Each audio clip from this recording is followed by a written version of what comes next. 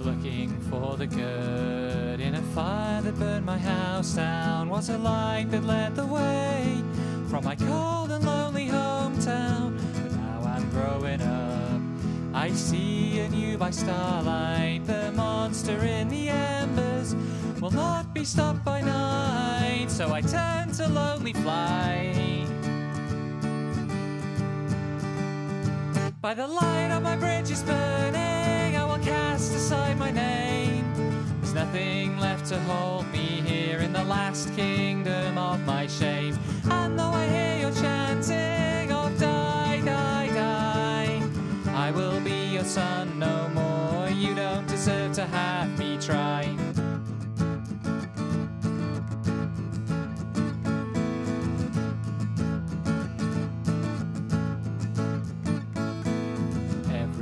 Is knives in the land where empire started, in the graveyard of the future where the island soul departed. And your father told you lies about where to find your heartbeat, so you play the game of progress where there's only win or cheat.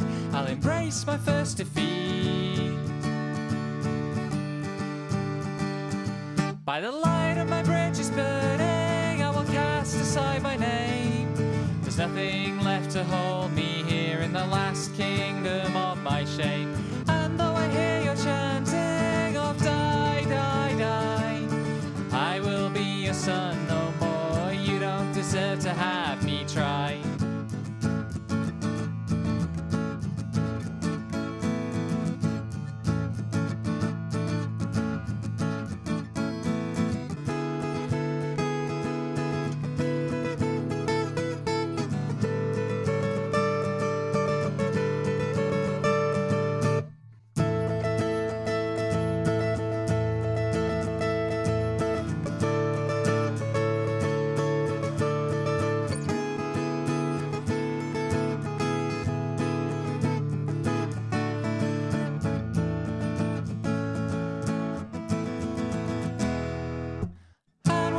Still burning, I will wait beside the flames to make sure that there's nothing left of these old and bloody games.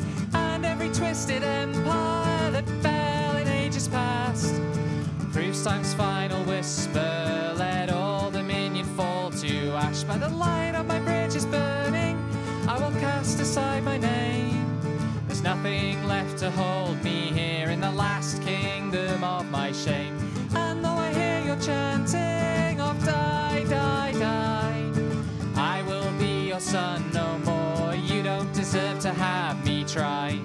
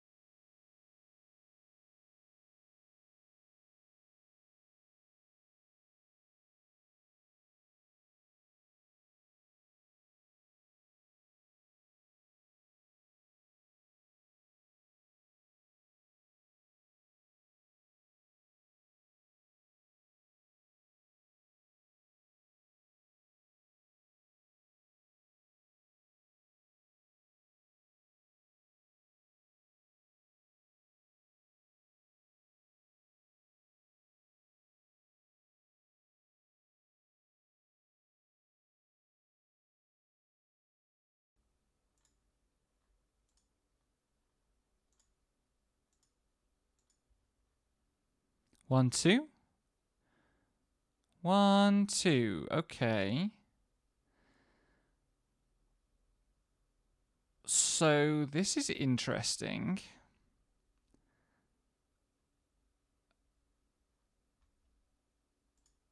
How do I fucking...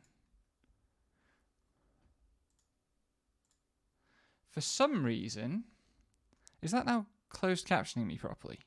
Hey, okay, the closed captions are also working. Good.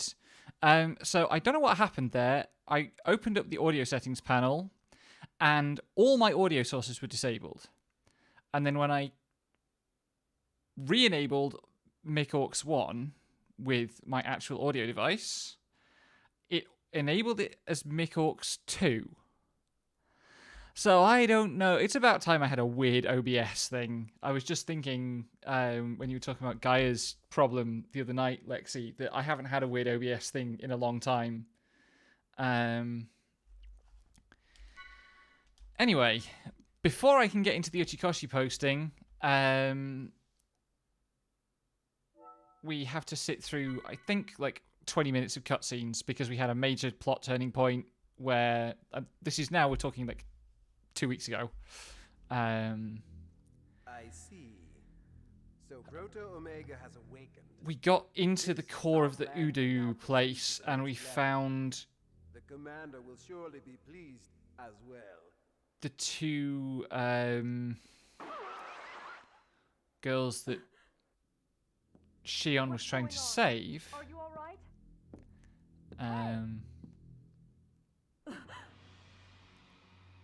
Who had been converted into parts of the system, and the only safe thing for them Parliament.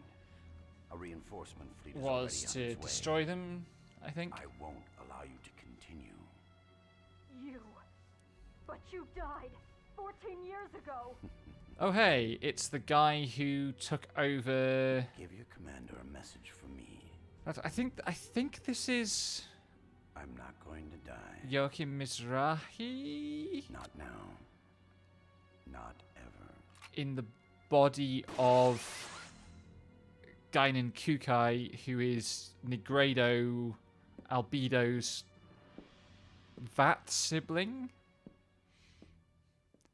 You gotta write something, get writing. Chop chop. I will endeavour to remember to give you writing check-ins every quarter hour or so. Reinforcements? Damn Federation. Do they really want to destroy Those are us some that bomb-ass stills. it matters? The artists of this game knew what they were Show doing. The errors of their ways. Anyway, it's Space Pope. Remember him? Modulus. Take the fleet and eliminate them.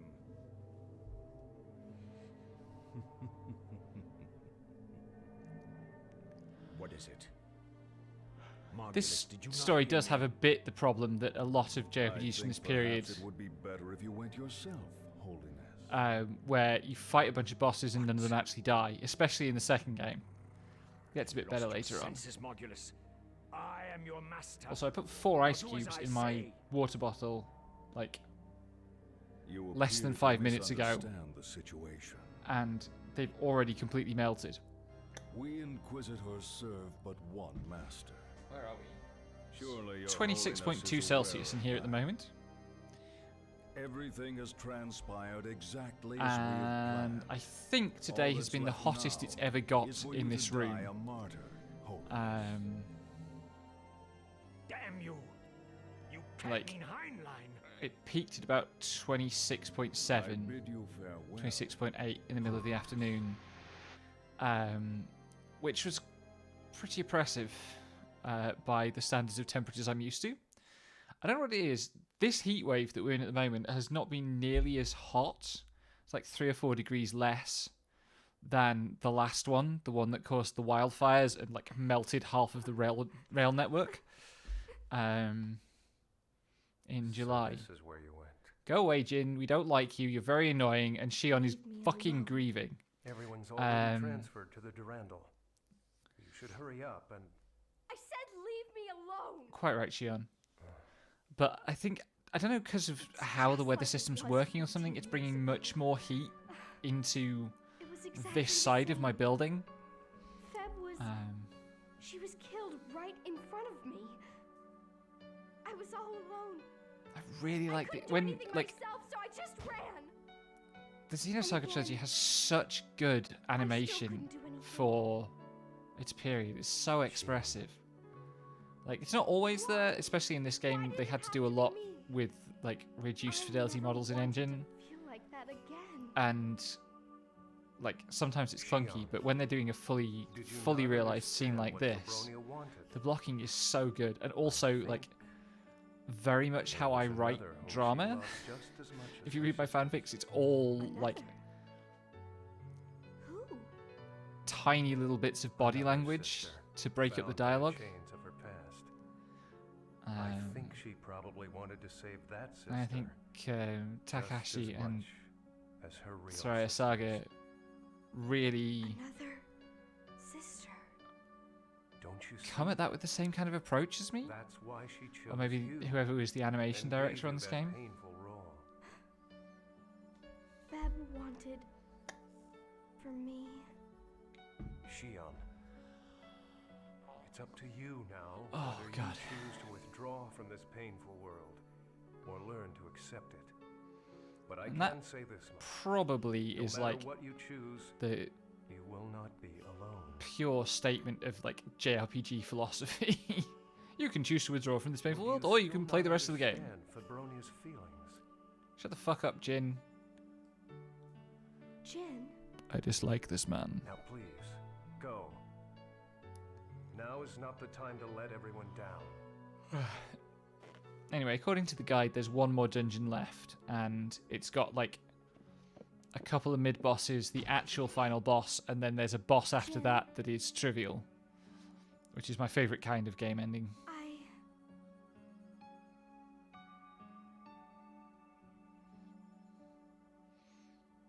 I'll Wait, go on which baseline agreement, doll?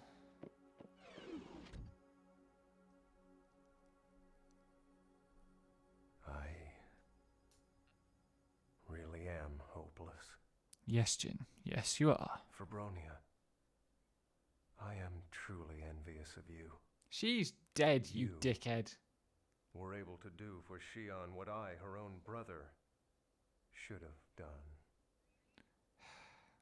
This is why biological Now, family is a question bad is, organizing principle for What society. can I possibly do for Shion?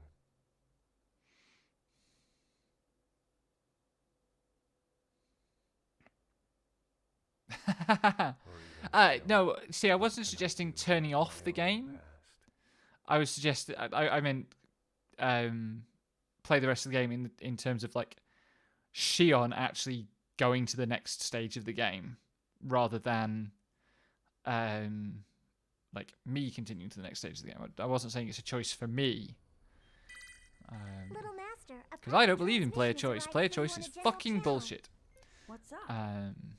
It's compressed in an encoded format. Shall I open it? Yeah. Put it on. Oh, it's that guy again. You. It's been a long time, my dear son. Junior's father? Dr. Dmitri Yuriev. That's right, this is Yuriev, it's not Mizrahi. I heard about what It's the happened other, 14 years like, ago.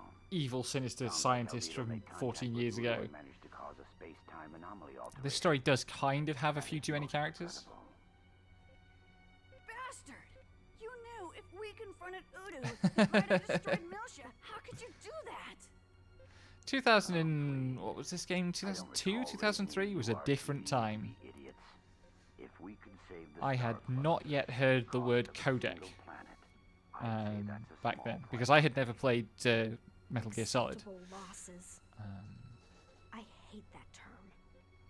I Now didn't that learn we're about codecs faced with until Udo's potential reawakening, late 2005 or early 2006. I can't remember exactly when it was I torrented my first anime. determine that there will be an attempt to I'm pretty sure the recontact anime in question was Rosen Maiden Traumend. You must move immediately to eliminate the target, Rubido. Maybe it was the original Rosen Recontact? Maiden. You mean Albedo? Maybe? Yes, he was infected and he has fallen. I'll atone for my past mistakes, but I will not do it by killing Albedo. Instead, I'll make him stop this insanity. As you wish. I look forward to your results. I think Rubido. the Yuriev voice actor's done an amazing job, Shelly, I'll be honest. Where did that transmission come That from? is some silk in my I am ears. sorry. The route was scrambled. It's impossible to trace.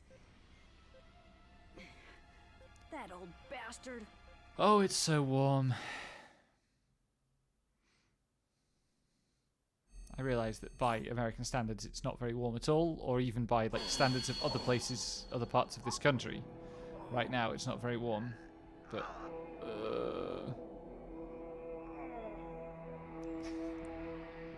I don't really understand, like... So, the changing hair colour thing is a representational device to show that Guinan is reasserting himself. But I really don't understand why they didn't go for anything subtler. Where am I supposed to go? I wasn't paying any attention. I'm presuming I'm going to the Elsa. Yes, okay. I need to find a shop. Before I go and do any more fucking dungeons in this fucking game, I need to find a shop. Because I am flat out of a number of curative items that it would be really good to have a few of lying around. Where is there likely to be a shop? I think there's one on the Elsa. Must be on the Elsa. Takahashi is actually considerably subtler than many like classic JRPG developers. If you look at the Xenosaga trilogy as a whole, and look at how Shion grows, look at how her relationship with Cosmos develops, look at Junior, the scenarios aren't subtle. And I guess there's an argument to be made that... Is there a shop on here, or should I go to the Foundation first? I feel like I'll regret it if I don't go to the Foundation first. Runs up the down ramp.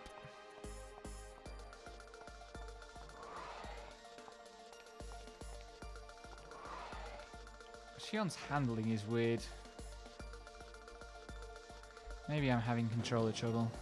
That wouldn't surprise me. I've been playing Tower of Fantasy, and that game has some UI issues on PC. If you want to play with a gamepad, which feels like it would obviously be the better way to play it. It feels like a gamepad-ass game. But,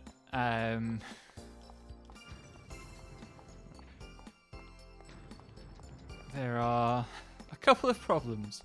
One is that there's no button that exits out of menus, which is hilarious. You can get into the menus with buttons, but once you are in a menu, like you're messing around with your weapons or your simulacra or whatever, you can't back out of the things at all.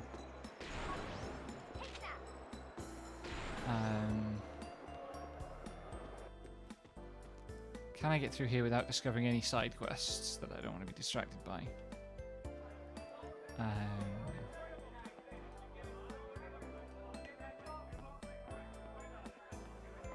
Is anyone here? A shop. Are you a shop?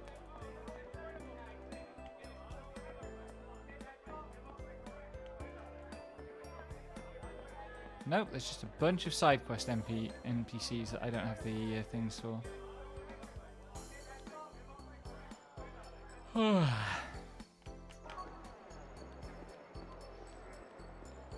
That's EVS. That's another shop. I can't remember.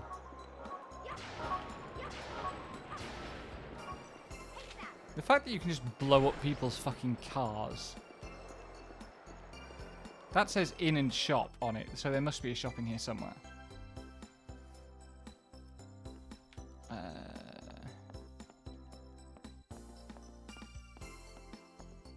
Which part of this place is the shop?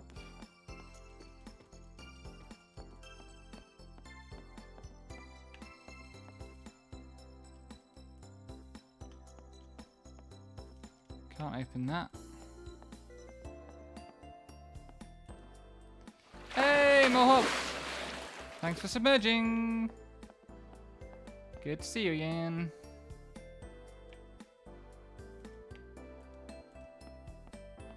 Is this going to be neither an inn nor a shop? That would be very annoying. You, sell me things. Nope.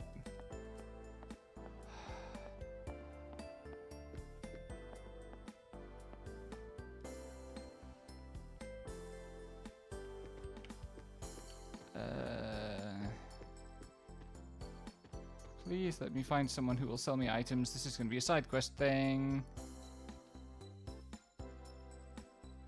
Ah, Margoyles, not to be confused with Margulis.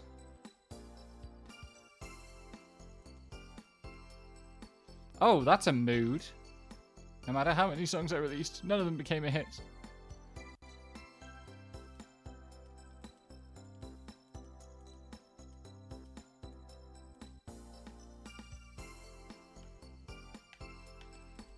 Alright, I'll accept the quest and then not do it. I love how it gives you like a big pop-up start prompt, as if it's a race.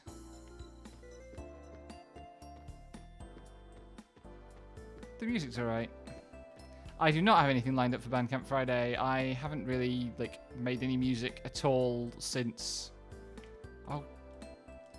You fucking dingus, Mallory.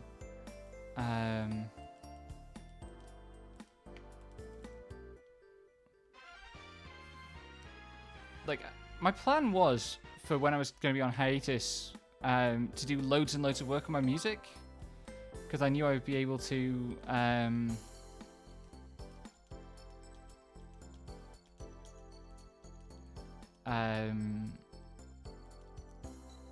I'd be able to do music stuff standing up, basically, and thus not have to worry about sitting down. But I ended up doing no music stuff at all, because I just wasn't really feeling musical. It's starting to come back. There has to be a fucking shop somewhere in this city. Where's the shop? Please, I just need some ether packs. I don't think it's going to be on this balcony.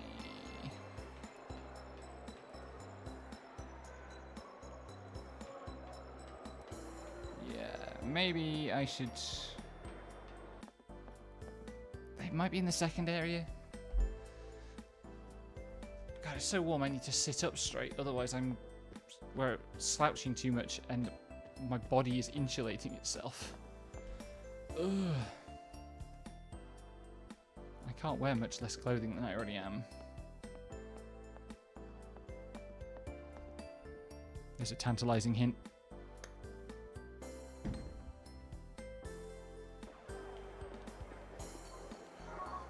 I'm finding that I've been distinctly negligible in buying slutty clothing over the last few years, so I have nothing scanty to wear when it's this hot.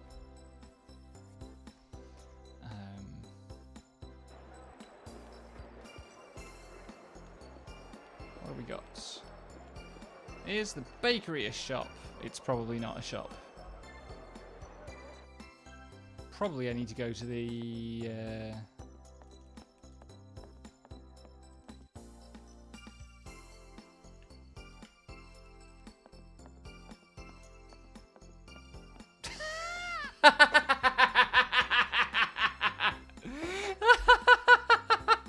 I don't have fans, doll. You know this.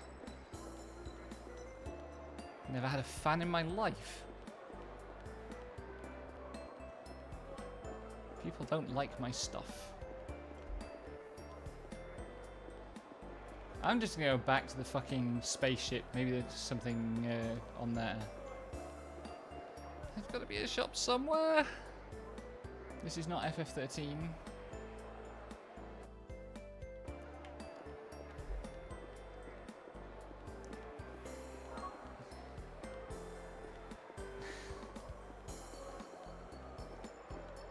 DGC was definitely a group project.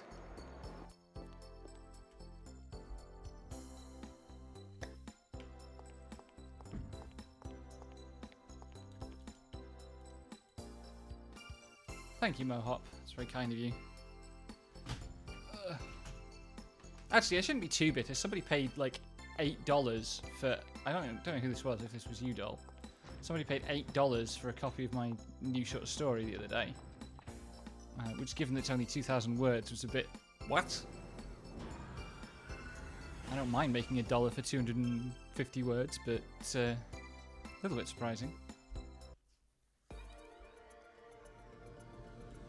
Maybe one of the robots on the Elsa will sell me things.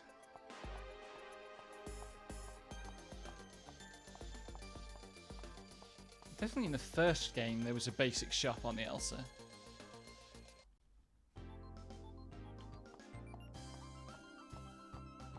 Can I remember my way around? Can't go down there.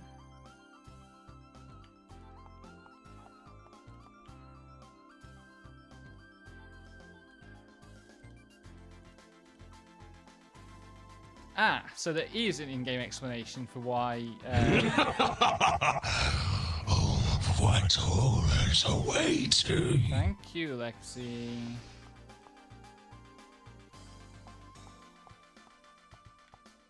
Where does any of this shit go?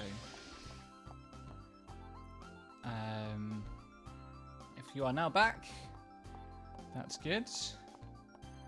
That means that I can start talking about Kotaro fucking Uchikoshi and his fucking entirely correct, it has to be said, citation of Sartre to justify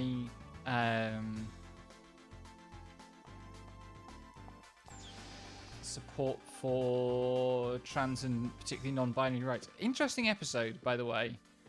What are you doing there, buddy?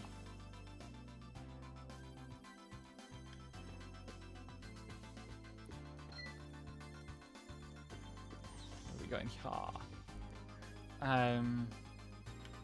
So, Kotaro Uchikoshi, creator of the Zero Escape and AI the Somnium Files, or I the Somnium Files.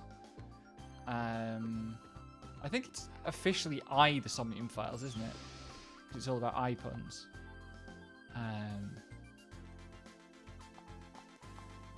I mean, I can just... If you are lacking it, doll, just let me know and I will hook you up. That is not a problem.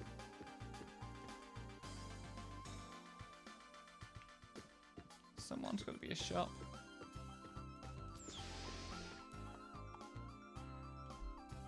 It's also one of the characters is called I. Is that right? Anyway, makes mystery visual novels.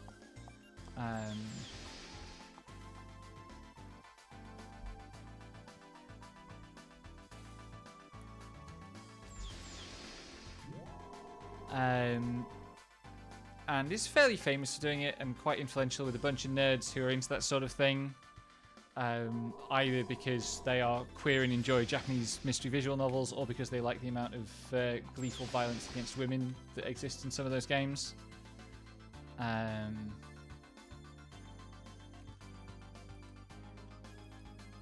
I really hope that's not the fucking onboard shop in pieces in the background there. That would suck. Also, I haven't thought about iJedi in a very long time.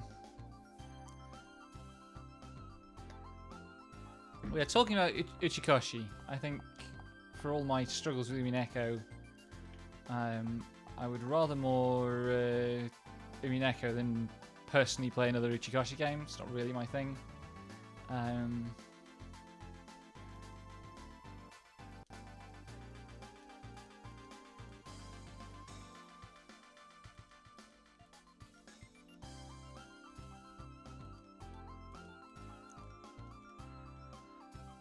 I could go back to Higurashi. I could actually finish watching the Higurashi anime that I watched almost all of the first season of back when it was first airing and being subbed.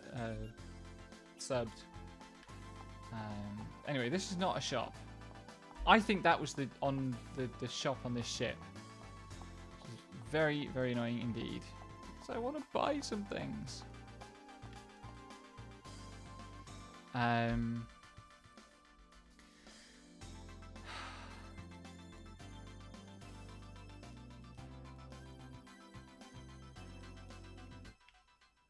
Right, yeah, there's a whole, like, massive side quest. Oh, God. I guess I'm just not going to a shop. We'll just go and... I also like video games with dodge rolls. I like dodge rolls so much that I dodge roll in games where you shouldn't dodge roll, like Kingdom Hearts. It drives Lexi up the wall. It's very good. Anyway, Uchikoshi was on Twitter talking about a character from, I think, the second Eye of the Somnium Files game. And saying that they were non-binary, and some chud got in his mentions saying that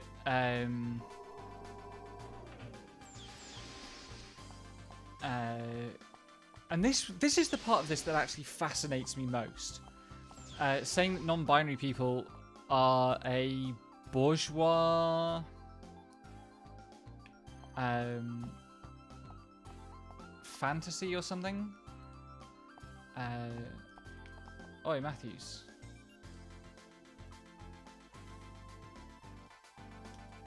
Let's see how this goes. So the interesting thing there is that the kind of person who thinks that non-binary identities are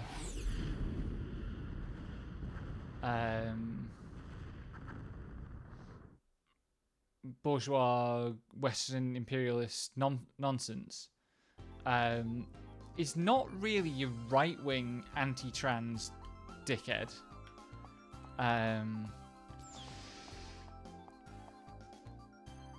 It's kind of a bourgeois thing. It's kind of a Marxist thing or a quasi-Marxist thing. So I suspect that the person in question was actually a tanky. Of all people to be picking a fight with Uchikoshi over whether a character in one of his games should be non-binary. Anyway, Uchikoshi responded, I thought, broadly speaking, quite sensitively. The argument he made I thought was plausible. But at the end of it, he cited Jean-Paul Sartre.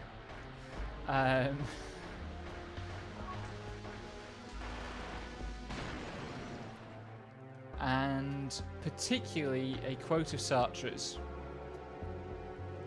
Man, first of all, exists, encounters himself, surges up in the world, and defines himself afterwards.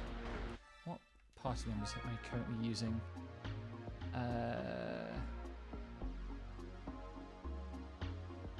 Yes, I think that's correct.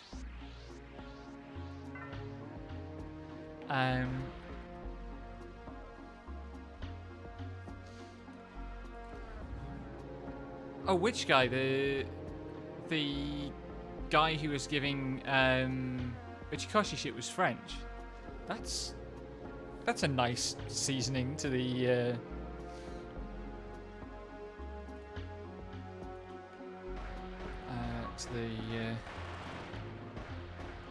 thing. Incredible. What are you gonna do, buddy?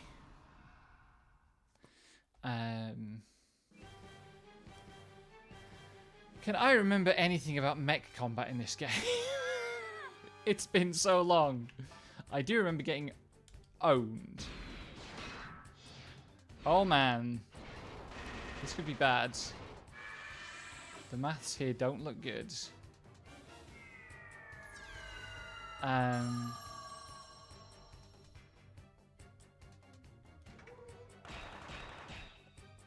a little promising.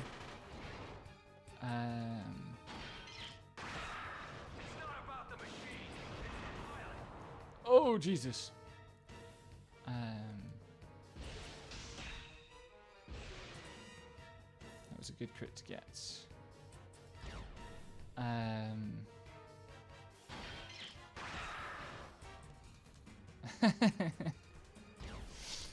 Man, a POG-based mecha would be pretty entertaining, I feel.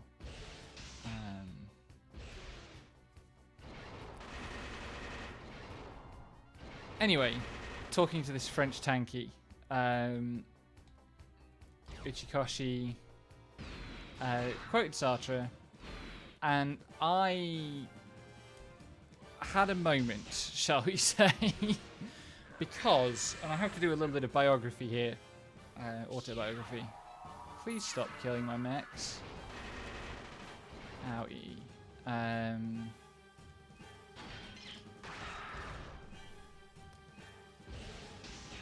I started to study philosophy when I was 16.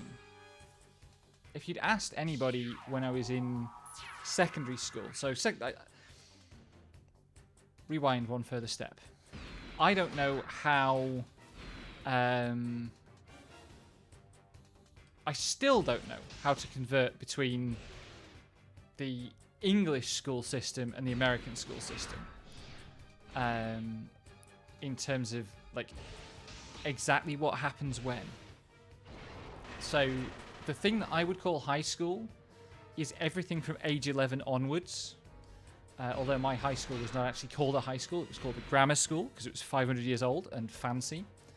An indication of the kind of background I have.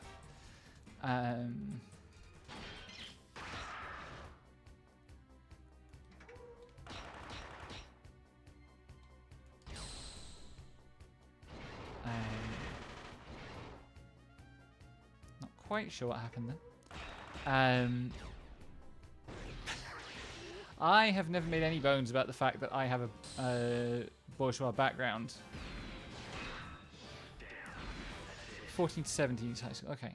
So, when I was doing 11 to 16, secondary school or high school over here, anybody who knew me would have said they were certain I was going to go into... wrong button. Into the sciences. Like, that's the kind of nerd I was.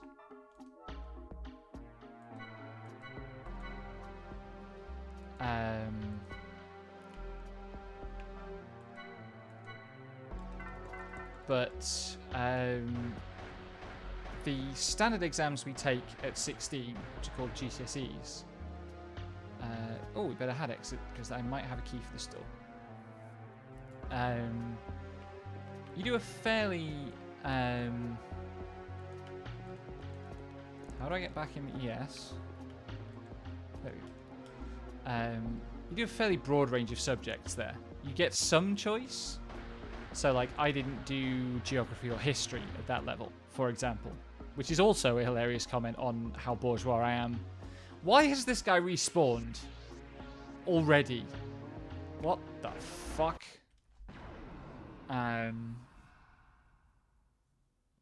Oh, one of these mechs has a thing where if it stocks, it heals. I should be using that.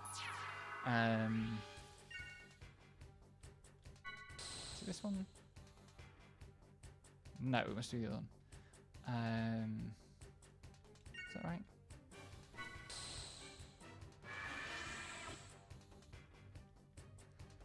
Fair enough.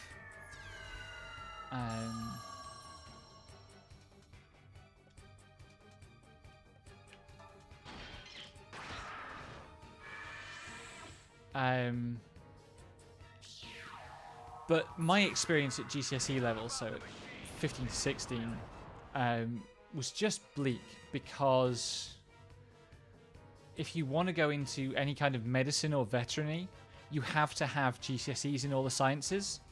So the science classes were full of people who wanted to be medics or vets, and who weren't interested in the science itself, were just there to like get through it. And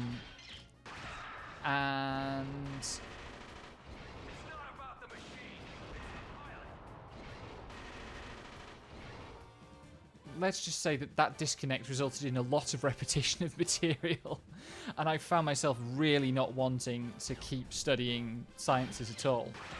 The only class I actually enjoyed at that level was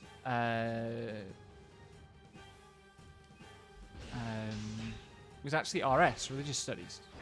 I had a very good teacher who herself... She said that she didn't particularly practice any religion, but she, if she had to favour one, she'd favour Buddhism. And she was teaching us about... it was a very descriptive course on like history of Christianity and Islam. This was happening kind of during the war in Afghanistan. So it's actually really interesting. What do we got?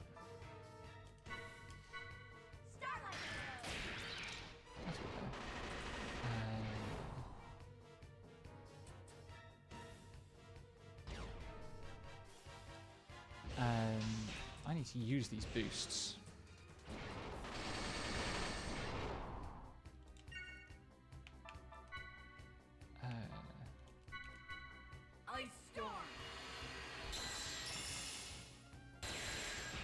And the other thing that happened was I got really into cinema about that time. I started, like, having spent most of my childhood paralyzingly terrified of the cinema and kind of unable to watch films at all, because even things that were largely benign would scare the shit out of me.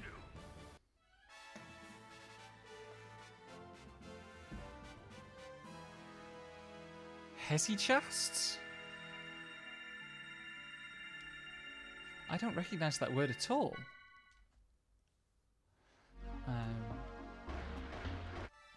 Oops. Pause is not the start button.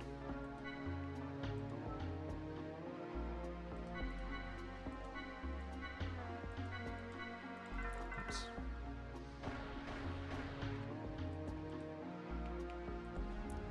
Down we go.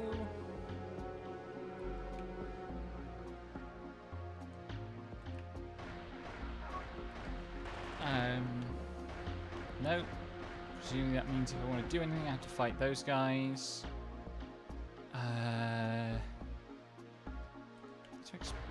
Excuse me, expensive fights.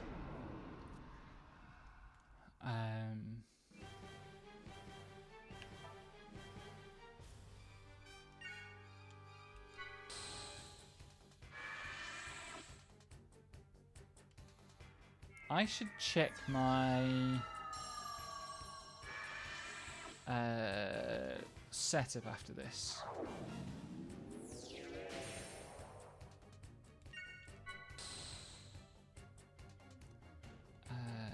Let's see.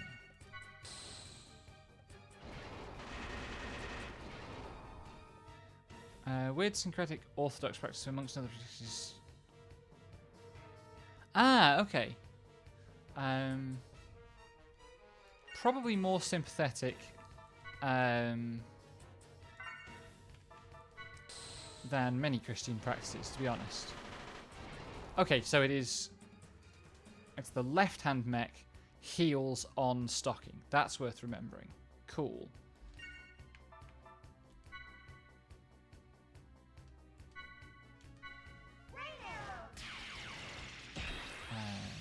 That doesn't do a lot of damage. Owie.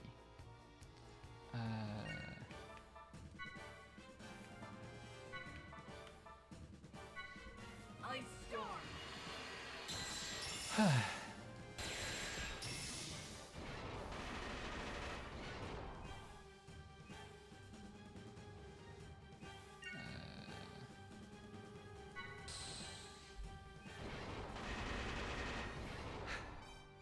But yeah, like I finally got over my pathological fear of being in cinemas, and wanted to be a screenwriter for a bit.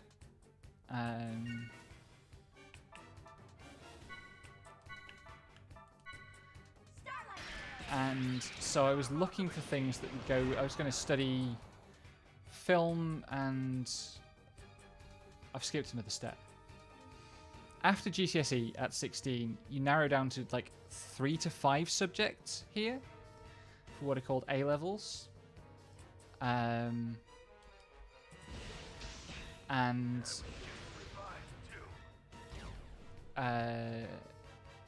Like that's kind of where you start choosing the direction that you'll go into higher education with. What do I want to do? That's probably the wrong button. It worked out. And so I was looking for things that would go with screenwriting. So I did film, I did English language. I wanted to carry on doing the religious studies thing because it would be interesting. And I needed at least a 4th because I was sort of... the universities I was looking at going to would expect at least 4 A-levels.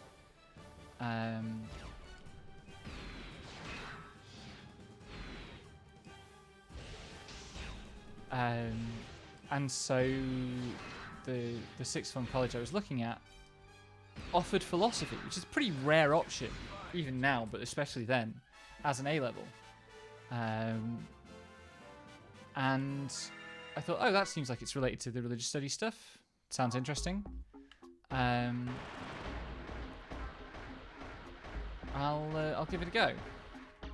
Didn't really know what I was getting into. But obviously I'm still doing philosophy now. An alarming number of years later. Aha, save point. Has that refilled my SP? It has. Excellent. And if you want the perfect window into the kind of person I am, I think I've told this story on stream before, but I'll tell it again. I walked into my very first philosophy class ever, and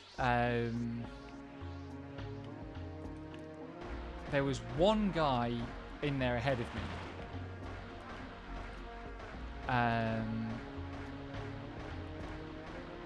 And he said, wait, hang on, I actually wanted to do something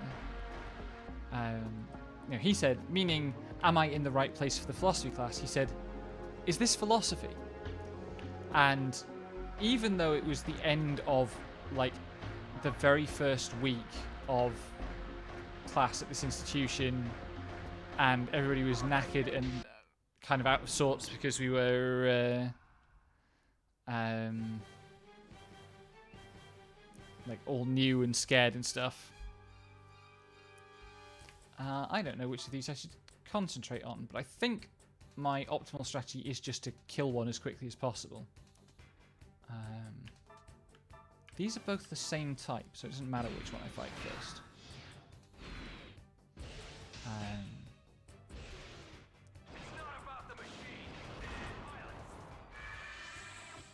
Me thinking I was clever, this guy just said, is this philosophy? And I said, is this philosophy?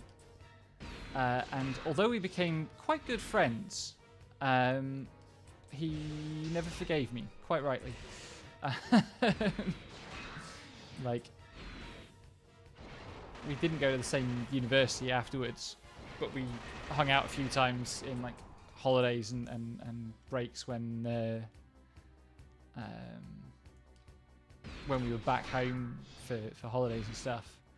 And he would introduce me to friends as, this is the person who made that fucking is this philosophy joke. And,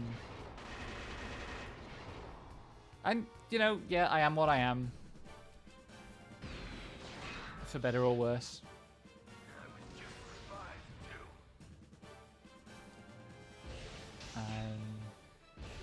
Anyway, I was lucky we had a really good teacher for that module.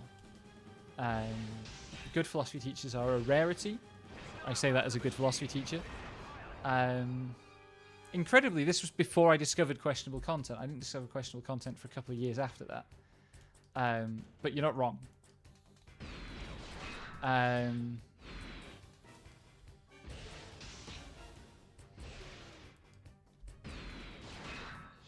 Sorry, hydration check. We had a really good teacher.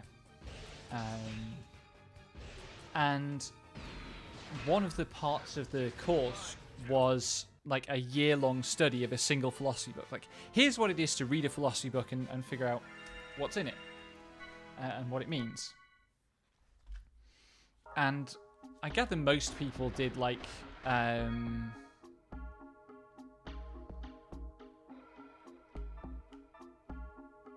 of standard Western philosophy stuff, like Plato's Republic or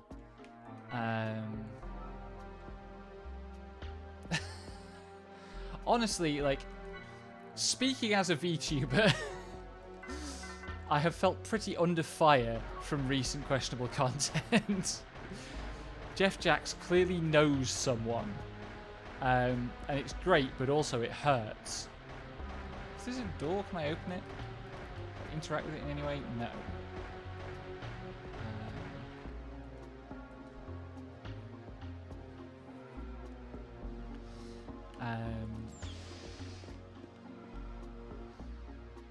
But instead of doing something like that, Republic or Descartes' Meditation, oh, hello, there's cultists. Why the fuck is Jin in my party again? You won't lose. Ugh. Because I didn't fucking check anything at all. What's the zone going to be for these guys? Oh, it is BB. Nice. What the fuck? That doesn't look good.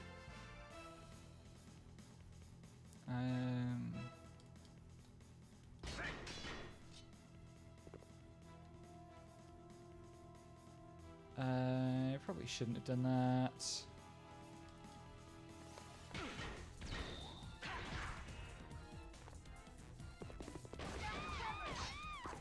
Oh, he's taking way less damage because of whatever he did, which was presumably some sort of defense up dealy.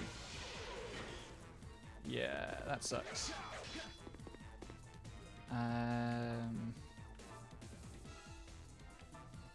What to do, what to do. This is a different kind of knight. Oh no, maybe he's not taking a lot less damage. Maybe I'm miscounting things.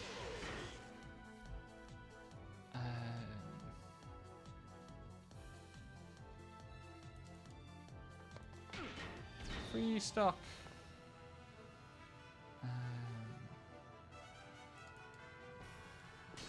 Also free stock. Nice. We're going to be at this a very long time if I have to wait until I get... Oh, that's not good. I really need to heal. I'm wasting boost. That sucks.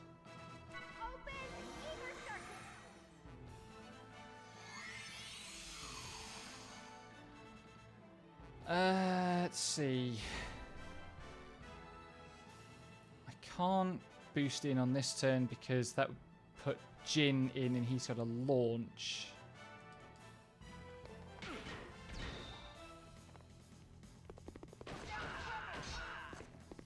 This sucks. I can't remember how to play the video game. Okay, now I can do some boosting. Cool. But I have to remember not to use Jin's launch. There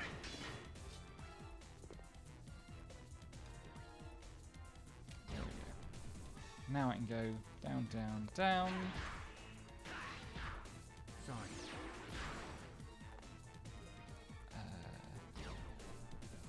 Very little of this seems to be doing a great deal of damage. That's better.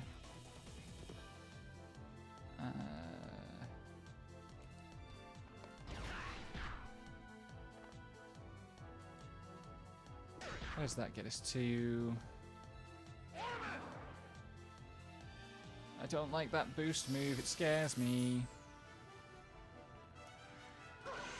So we did Sartre's existentialism is a humanism.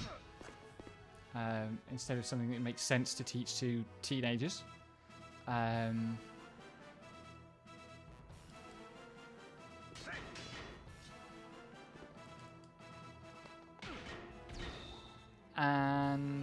Sartre's existentialism and humanism is definitely not in the tradition that is conventionally described as Western philosophy, which is weird because it's by a Frenchman. But Western philosophy in this context really means Anglophone philosophy. Because imperialism is real and it's terrible. Please don't kill Chaos before I can finish this combo. I'm sorry, everyone. You know what I just said? I said please don't kill Chaos.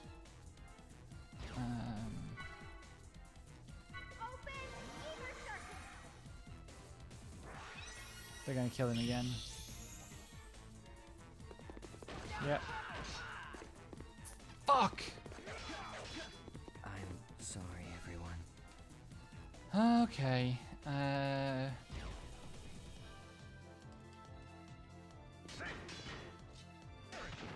Up you go.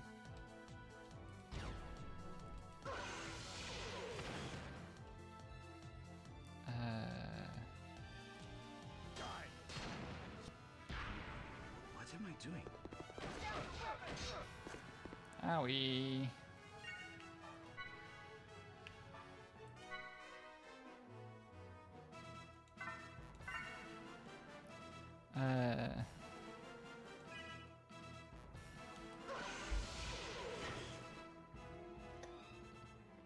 I think mostly what UK and English teachers would have, teenagers would have wanted would have been like the emerging futurists. Like, it's a bit early for Elise Yudkowsky. As we all know, he didn't write his major works of Harry Potter fanfic for a few years post this point.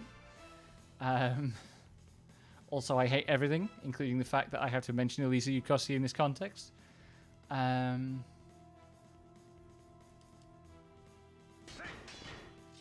world is a very silly place.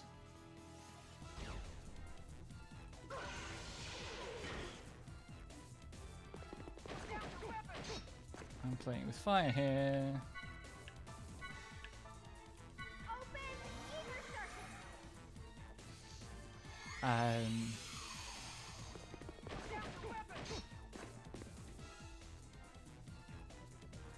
Come on, Jin, get me a free launch. No. That is a pretty significant clip. Oh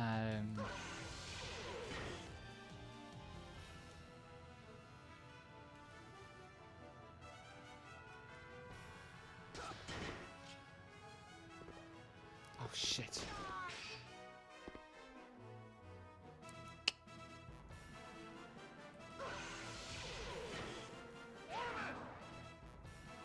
Need to wait for Jin turn that doesn't have Shion down Q from it. This one has Shion down Q from it. That sucks.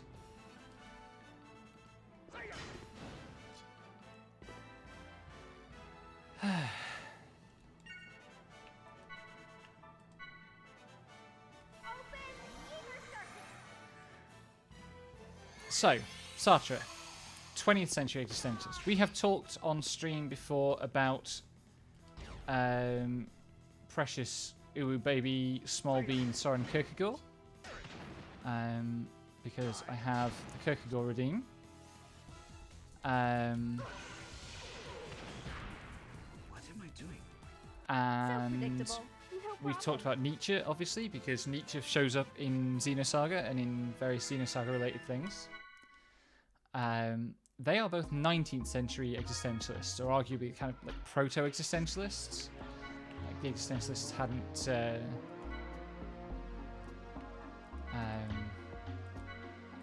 existentialism hadn't really formed as a movement by that point.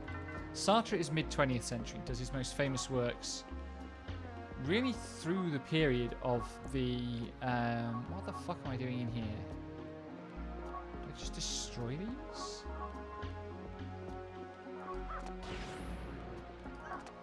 I feel like if I just blow everything up, I'm going to regret it. Here we go.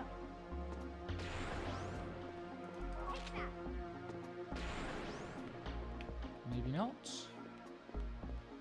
Those aren't interactable. That's where I came in.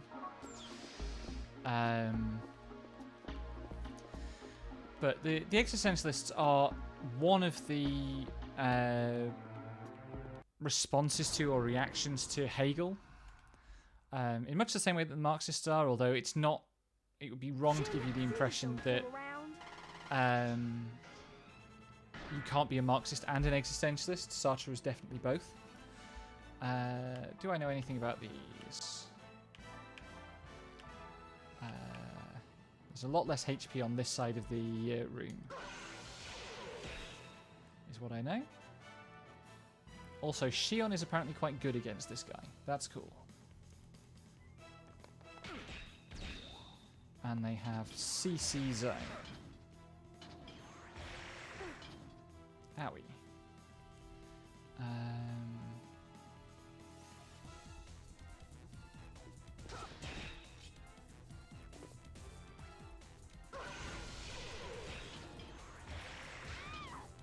Ow. That's a lot of damage on the back attack. But the big existentialists come about in the period between the world wars, really, and they gain a kind of celebrity, mostly by writing some very bleak novels, which are quite unpopular in some ways. Oh, this sucks. Everything about this turn sucks. I'm going to stop.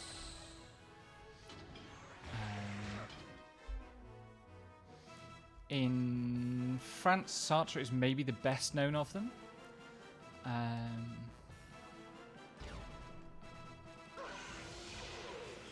In Germany, it would be Heidegger, who was a Nazi. Fuck Heidegger. Wait, don't fuck Heidegger. That was a Hannah Arendt's problem.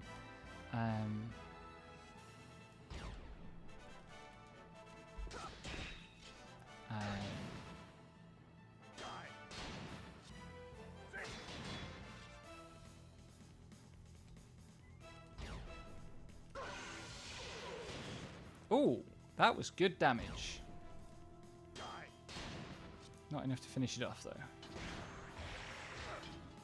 Oh, Jesus!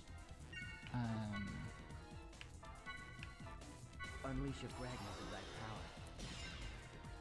And in the immediate aftermath of World War II, so Sartre gets famous for writing this novel called Nausea. It's his big kind of breakout hit. You may or may not be familiar with it. I have a copy on my shelf. I have to admit I've never read it. Why aren't you dead? Am I miscounting its fucking HP? 19 HP left. Oh, this fucking video game.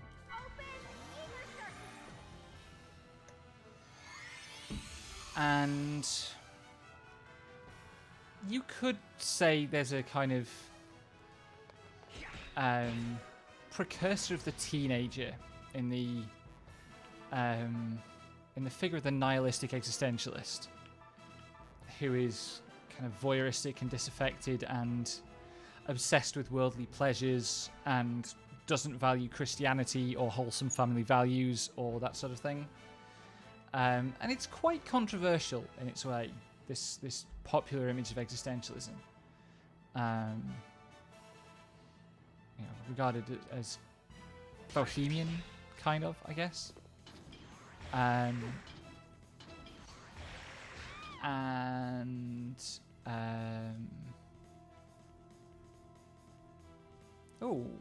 I could get a bit of a move going here if I wanted to. Do I want to? Yes.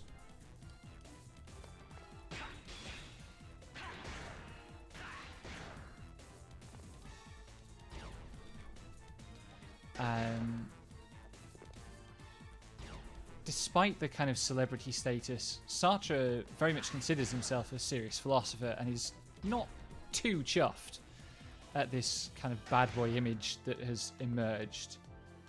And he gives a lecture right after the end of the Second World War, like mere months after the end of the Second World War in Europe. And indeed, while the Pacific War is still raging. And it's called Existentialism is a Humanism, which kind of suggests some of what's going on, right? Looks like I was judged. Wait, Sartre doesn't like being a slut? I mean, Sartre did like being a slut, I think. One would have to say. Sartre was largely pro-slut.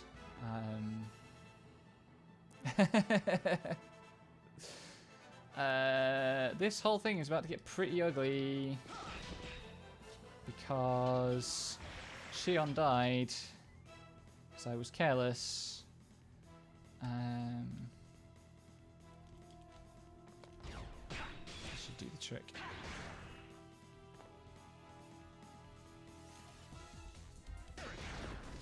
He definitely didn't want slut reputation. But he gives this lecture where he's basically trying to argue, look, this is not a fad. It is a serious contribution to the history of ideas. And oh my fucking Stranger of Paradise hard. Incredible. How are we off?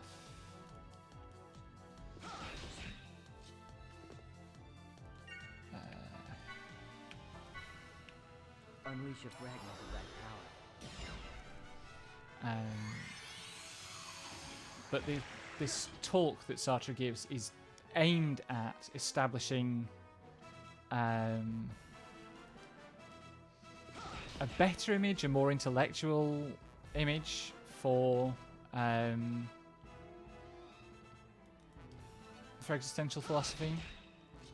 And he gets up on stage at this club in Paris and he talks for like 3 hours without notes. But someone, bless him, records it. And it is later transcribed and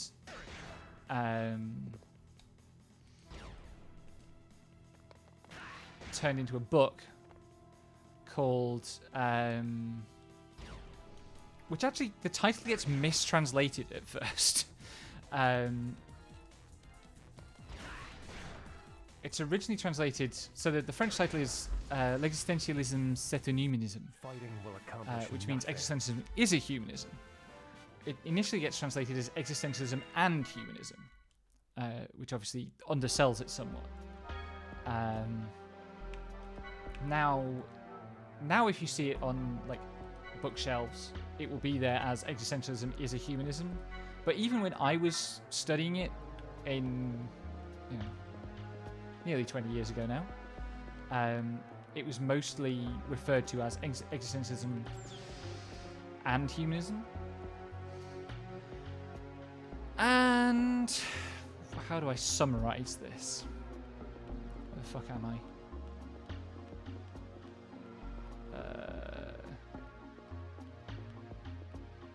This is a very large room. I'm going to go back and I'm going to see if there's something in the other way.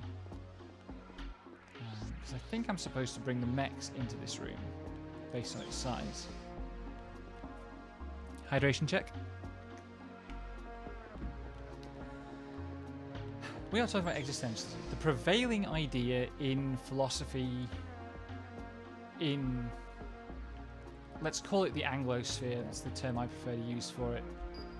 Basically meaning the currently globally dominant English-speaking countries, Britain, America, to a certain extent, the antipodes as well,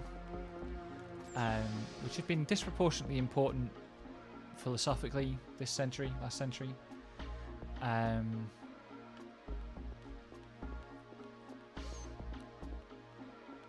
So Anglosphere philosophy, which traces itself back to Plato in a bunch of ways. Gotcha. Is essentialist. And yes, that is essentialist in the same sense as... But to fight. Jesus Christ. This sucks. 4 of these fucking guys.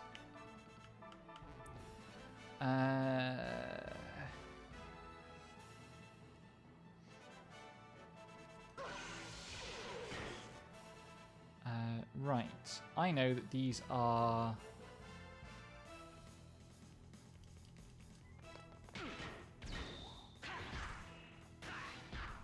Sorry. That was pretty good.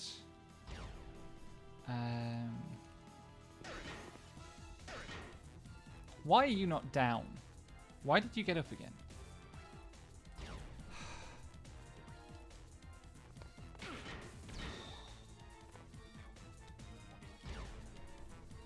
I did all of this wrong.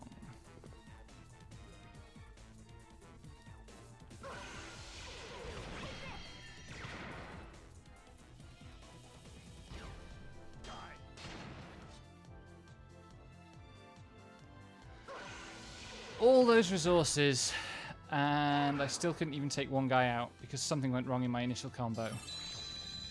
That sucks, and now he's boosted.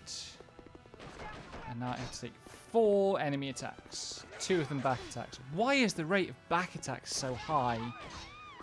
I should go through the stuff after this fight. Remind me when I get out of this fight that I want to go and check skills and see if there is a back attack protection skill that I've missed somewhere.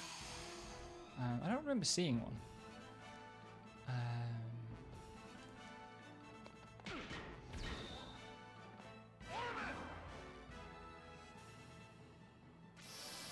he's boosting again. That's terrifying.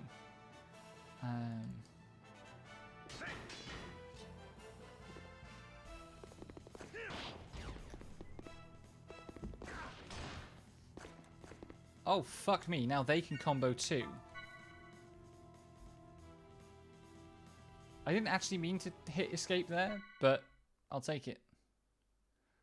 Does the guy respawn? Yes. Fuck, now I probably have to go back.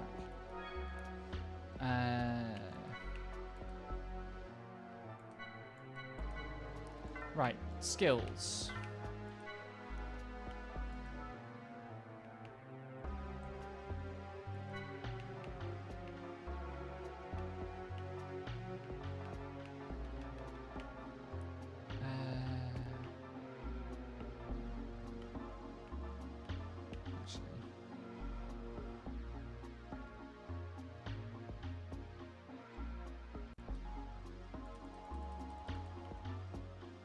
Oh, right, I need to unlock that.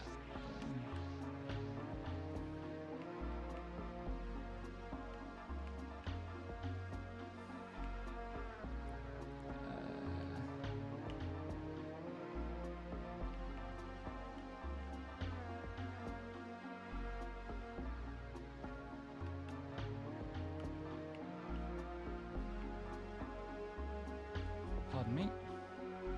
I have a lot of points, but it's not that many points when you look at the numbers, what things are going to cost.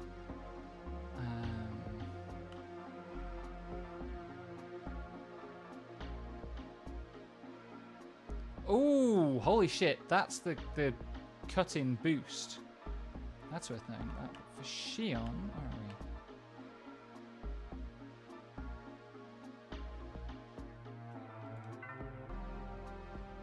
Nope.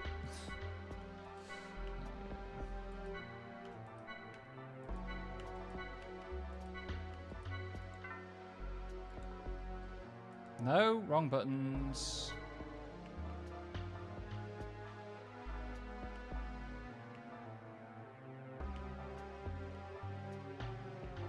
What's actually in here? I do have a bunch of unused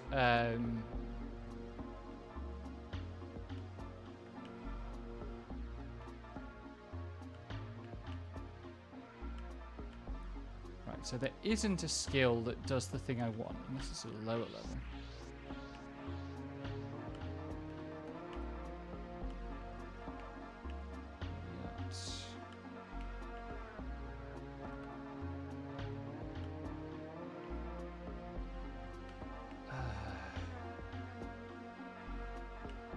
Let's go here. One of these had a bunch of defensive things in it. Yeah.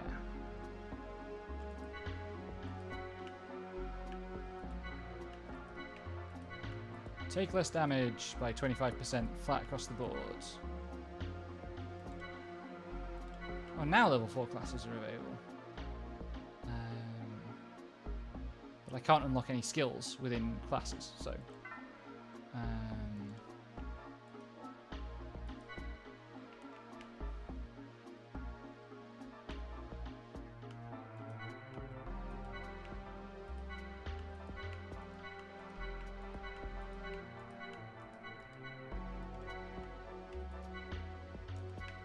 in this one?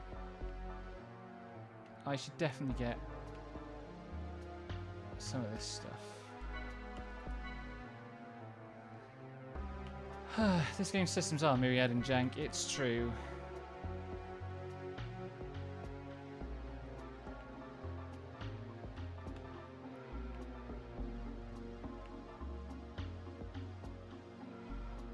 I wonder... Double parameter effects of equipped skills. Does that mean that, for example, the plus 10% HP and EP would be plus 20%?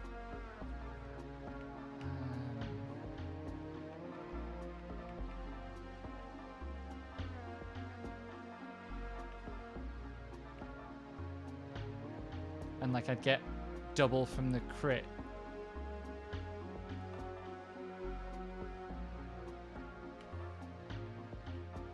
kind of want to buy the haste ability.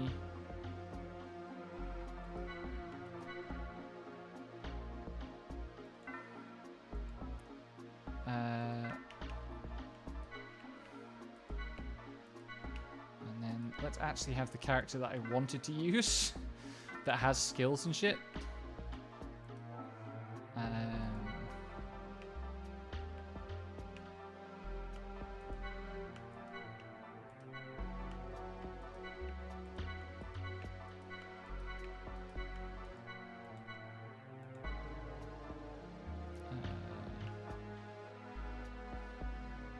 Can't afford that.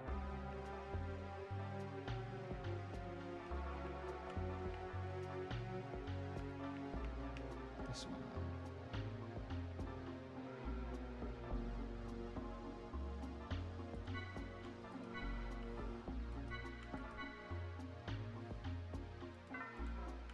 Where are all my skill point up items?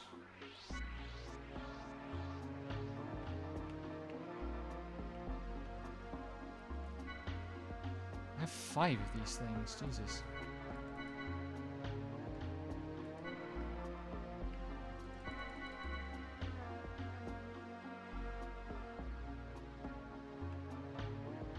Oh wait, that's classic.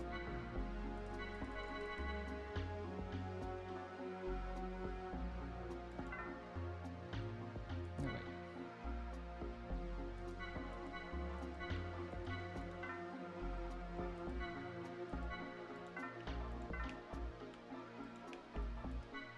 These menus are a fucking nightmare.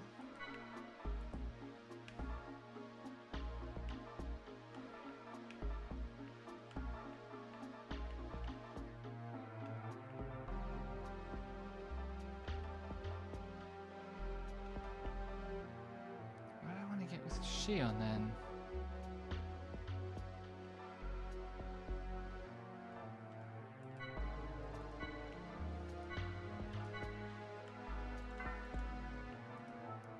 What else is there to get?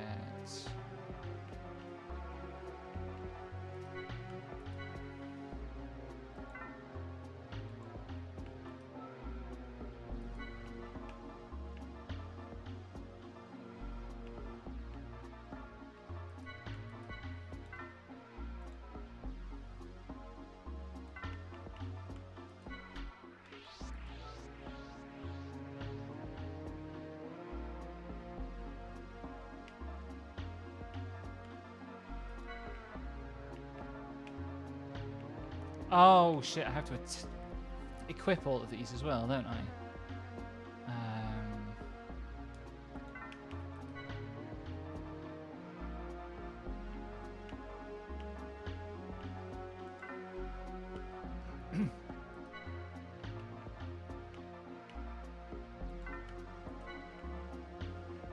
Have I got anything here?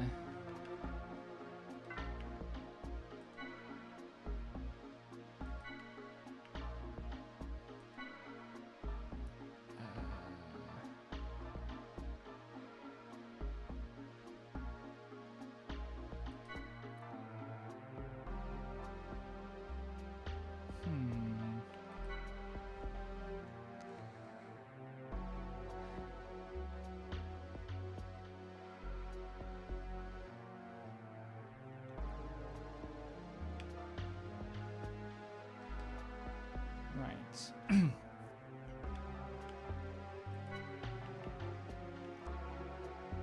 Oh, why do you only have 3 slots?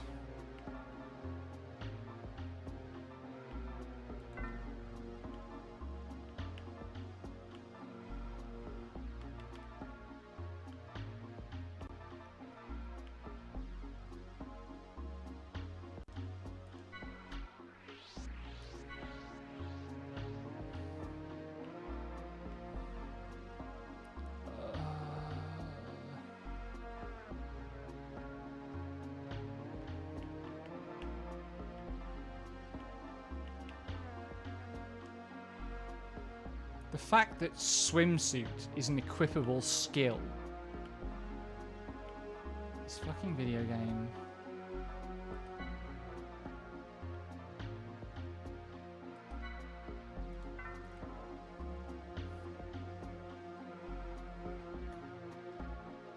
they've all got the same. They've all got all 4 classes of skills unlocked. Is the thing. So either I missed a skill that unlocks more skill slots on Chaos and Cosmos, or they get it somewhere between level 37 and level 39. Or Shion is just special, which might be the way this game does business.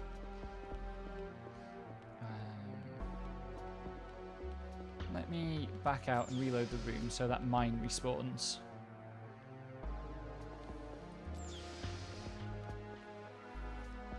I don't even know if I need to go this way, because I think the thing I actually need to do next is to come into this room in the mechs.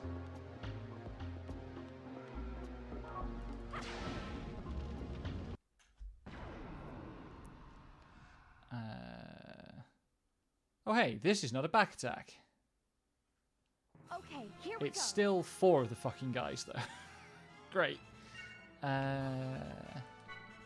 Well, I just got Quick. Where's Quick? Chaos should have more turns. Chaos having more turns is a good thing that benefits everyone.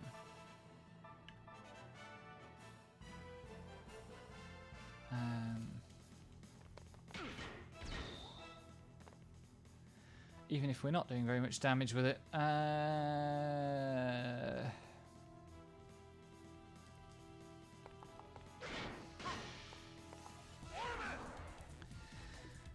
Okay, let's get back to existentialism and essentialism.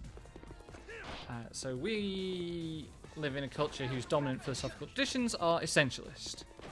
That's essentialist in the exact same sense as gender essentialism.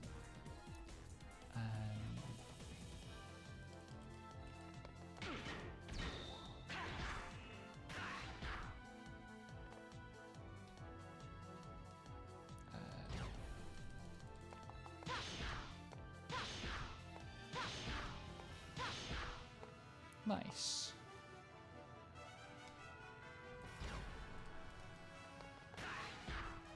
And what that means, what essentialism means, essentially, is that there is some... For any object, there is some essence or perfect definition of that object.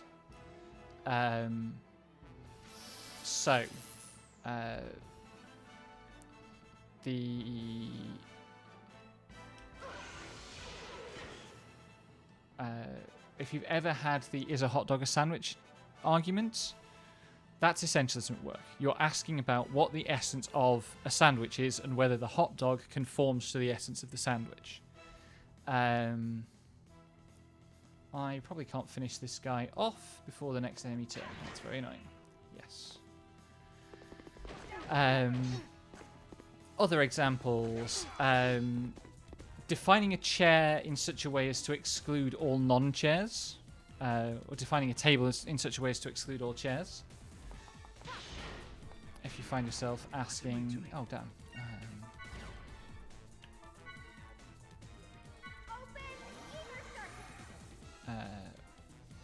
What is a table?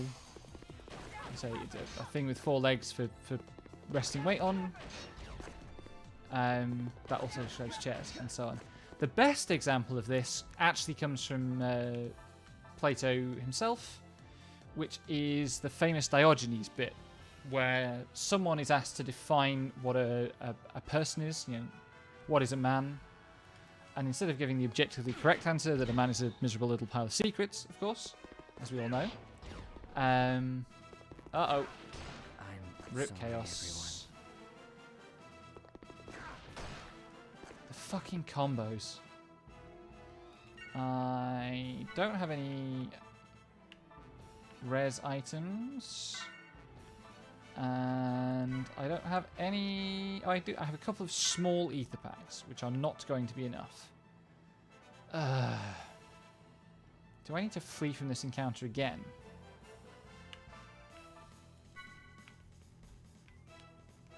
I'm just going to run past these guys.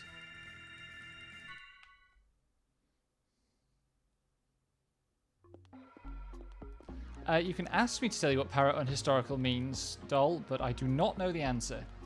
And so I'm afraid you're shit out of luck. But also, probably reading Nietzsche won't help. I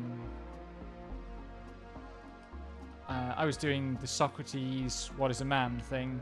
I'm distracting myself by being too clever. Yeah, you get experience for anything you kill, which is good. Someone is asked to define what is a man.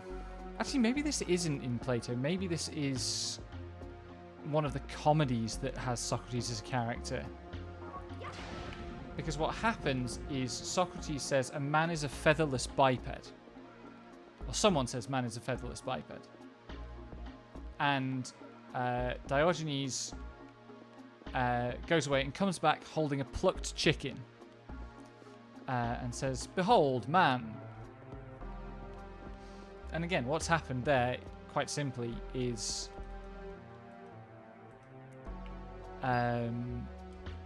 that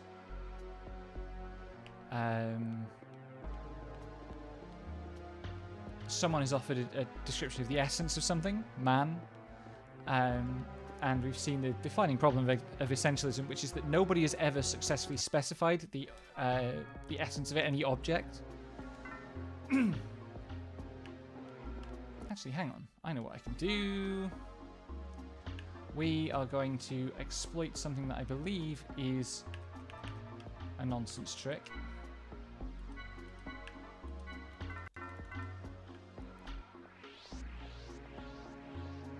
I mean, some of them very much do want the essence of a man to be dick. Mohop, that's kind of the point. That's how this all came back to gender essentialism. Also, it has to be said that the ancient Greeks were much less scared of dicks than we are in modernity.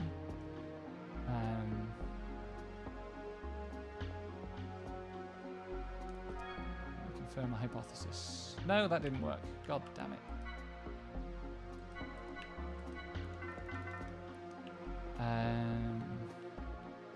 Well, I guess I've got to do the rest of this dungeon with no healing.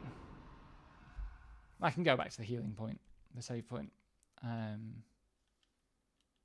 won't hold back if you intend to fight us. This shit again. I already made that joke.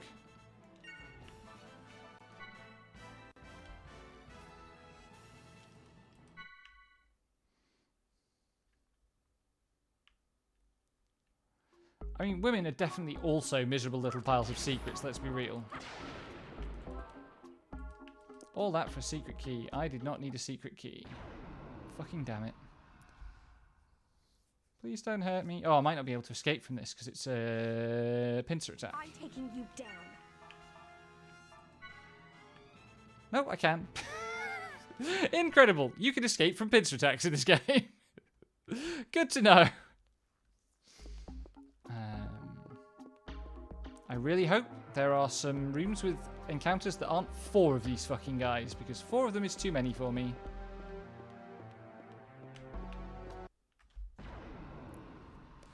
Same answer, Mohop. Same answer. Thank you for submerging, Lexi. Do you really think this is Fucking... I should have kept my mouth shut.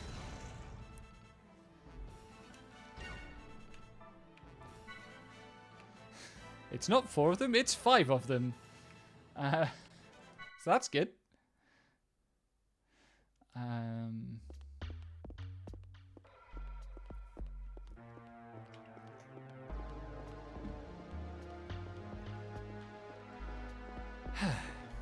That's essentialism.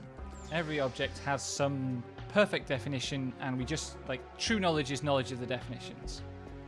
The reason for this, and this again goes back to Plato because lots of things are Plato's fault. Oh,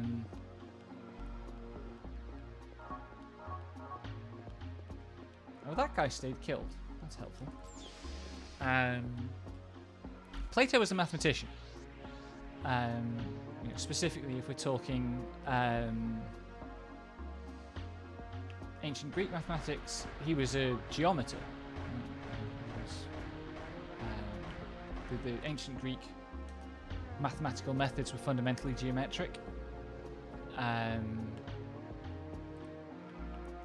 And over the doorway of Plato's school, which was called the Academy. It's actually the origin of our word academy. There's no like academy doesn't mean something like school in Greek. It was like, this is near the grove of academia, or maybe they were academia trees, I forget. Some of this stuff is a little bit apocryphal. This is that big room that I was just in. I can't blow those up. Oh joy. I'm gonna have to fight at least one of these guys. I hate it.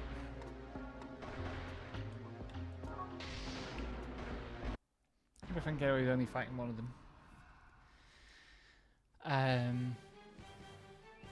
Right, what's the secret here? Just beat him up, I think.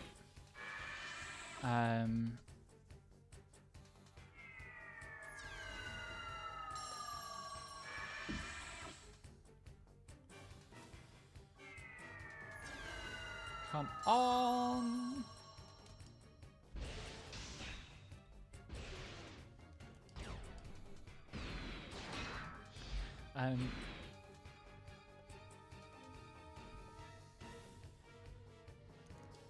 Quite possibly, I have to admit I don't know the etymology of the word heresy. So the problem is that if you look at the world using your ordinary senses and your ordinary sensory perception, right, you often get things wrong. And the ancient Greek philosophers really hated the idea of getting things wrong. And they were looking for perfect knowledge.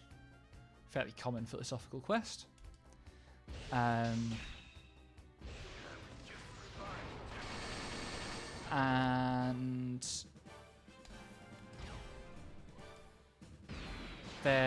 certainly Plato's idea of what constituted perfect knowledge. Not all Greeks agreed on this, but Plato's idea was maths. Because if you don't think too hard about it, it feels like mathematical knowledge is kind of universal. If you know what 2 means, and you know what plus means, and you know what equals means, then you know what 2 + 2 = 4 means. And you know that 2 + 2 = 4. There is a famous sequence in one of Plato's books, I forget which, where Plato has Socrates. Socrates is both a historical figure and a character in Plato's dialogues. Has Socrates lead a slave boy, an Athenian slave boy, through the standard Greek geometric proof of Pythagoras' theorem. That wasn't the confirm button. It's been too long since I played a game that works in the old way as far as confirm goes.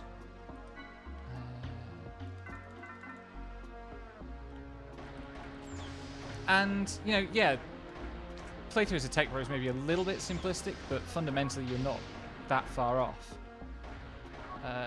One of these is a different colour. That probably means it's harder to kill.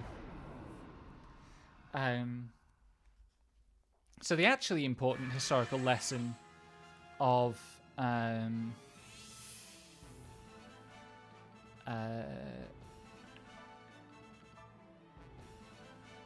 the slave boy example is that Athens was a slave society.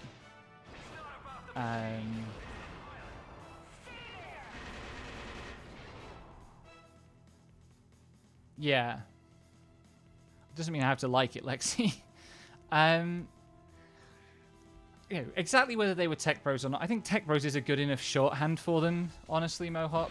Like, they weren't good people. They were, Athens was a slave trading society. We forget that at our peril. But lots of people in modern Anglophone philosophy look at the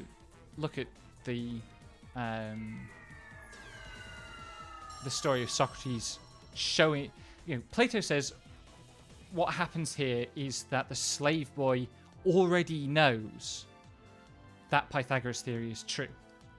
Anybody who actually reads the account can see that what's happening is Socrates using a pretty effective set of leading questions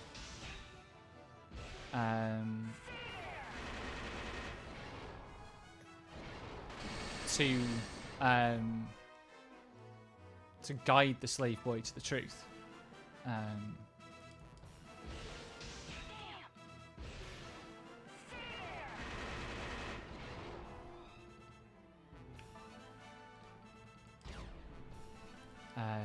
But Plato says, look, the slave boy already knew the proof, and all Socrates did was draw it out, which, not true, but convinces a lot of people one way or another.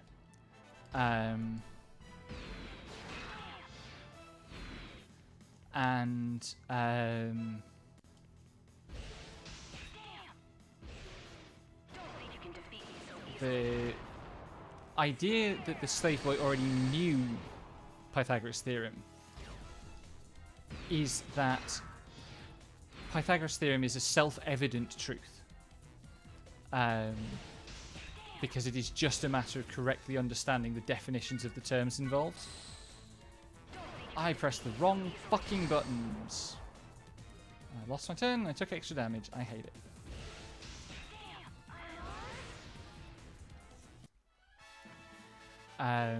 And so again, it comes back to the idea that there are essences or essential definitions of things. And as far as maths goes, it's not actually terribly harmful. It's not the best way to think about maths, but you can get through all the maths you could ever want to know without really caring.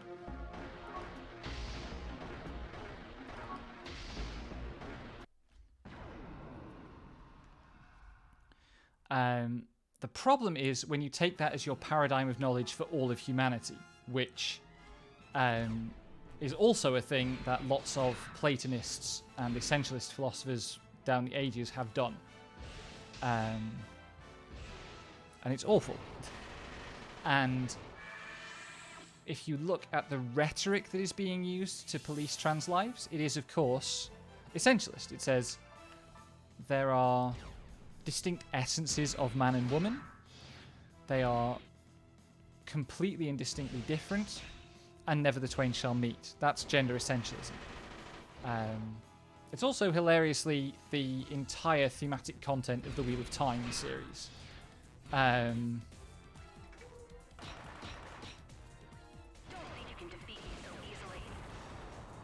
It is how you get Jordan Peterson's, yes. It is absolutely how you get Jordan Peterson's. He's a very good example of an essentialist.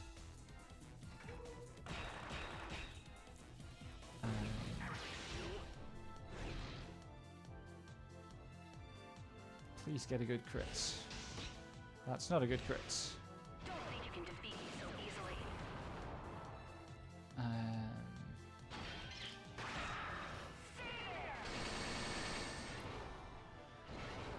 The alternative is, instead of being an essentialist, you can be an existentialist. An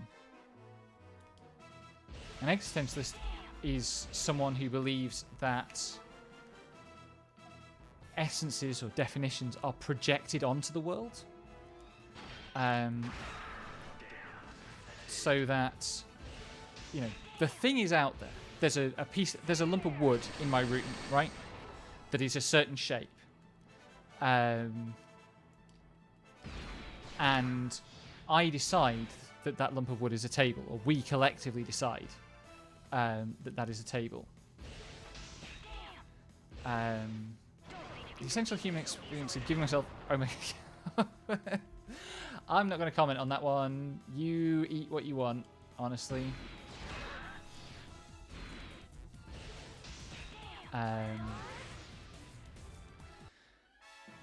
But the way Sartre formulates this, which is the thing that Uchikoshi quoted, is man first of all exists, encounters himself, surges up in the world, and defines himself afterwards. Which is to say,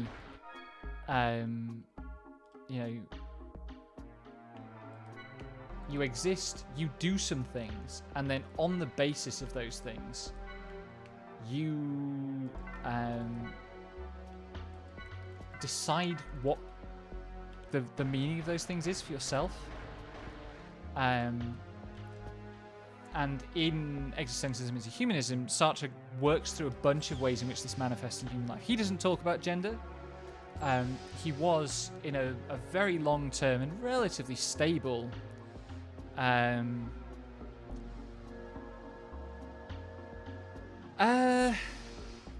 so existentialists being like building up to a description or definition from experience is right. With the essentialist is going to say, oh god, time to find a way down to the lower levels on foot. This sucks. Can I blow this up?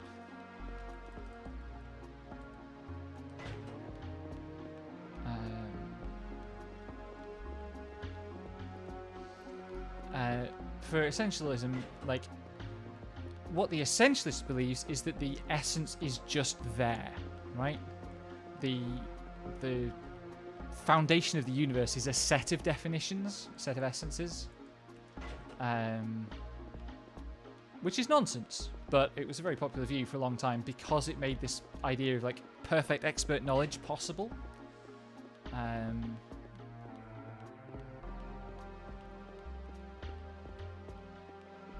Whereas for the existentialist, there's just stuff, and we decide what the stuff is or what it means. I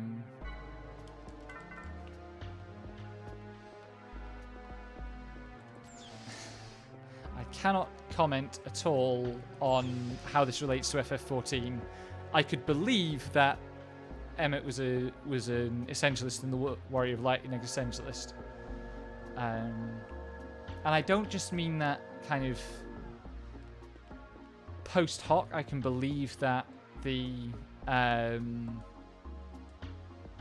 people who made that game are familiar enough generally with existentialism to know about that, because existentialism was very influential in Japan, especially through Nietzsche, which is how this game comes about.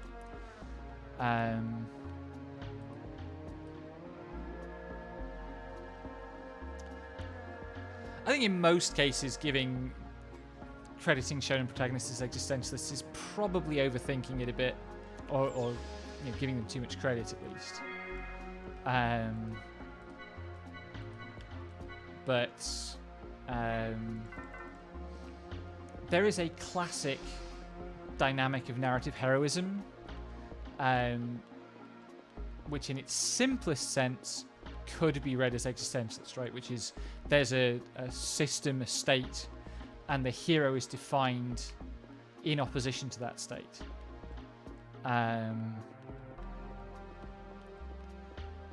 But it would be easy.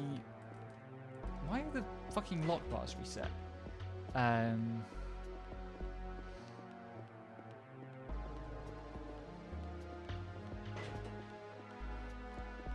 Oh, right, I see. It's timed. Great.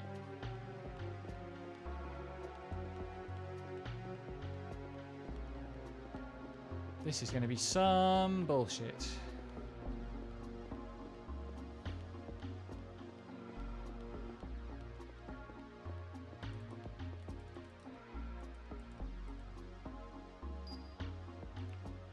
Oh my god. Is this actually going to be a timed set piece where I have to run down and press the switches at the right time? It is, isn't it?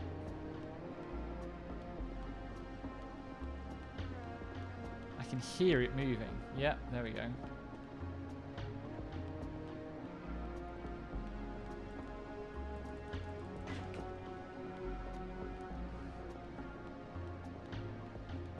know if I'm fast enough to get to the second switch. Let's just outrun a fucking elevator. I missed the turn. Oh my god, does it go all the way up again? What happens when it hits the upper lock?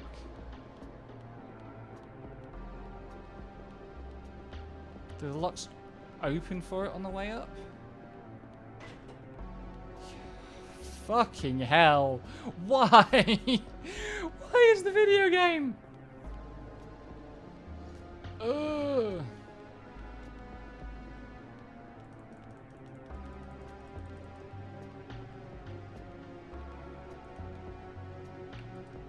So I can't even like reset the room either. I just have to wait.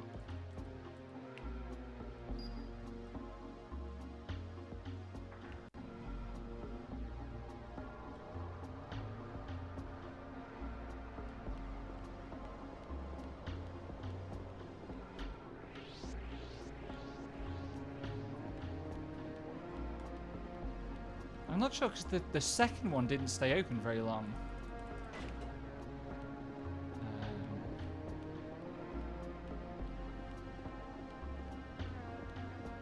It doesn't sound like that hit anything, so it's probably okay.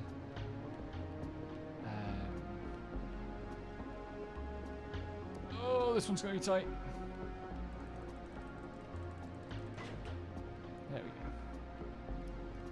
That stupid fucking set piece. Anyway, examples of existence and essence that Sartre uses, because this is the part that was really influential for me, and like, I've been trying to find a neat way to put into words.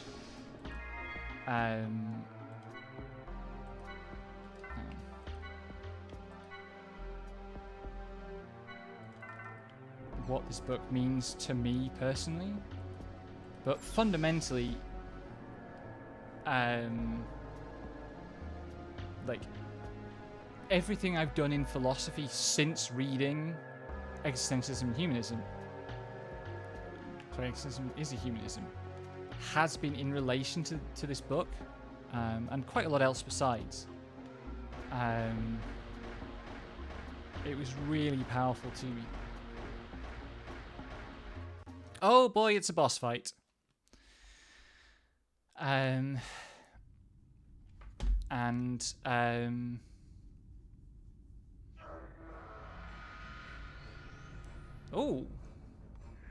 that's a cool design. I like this design. It's very mechon.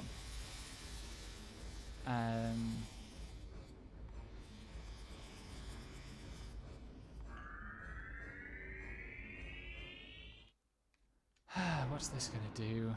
Nothing good, I'm sure.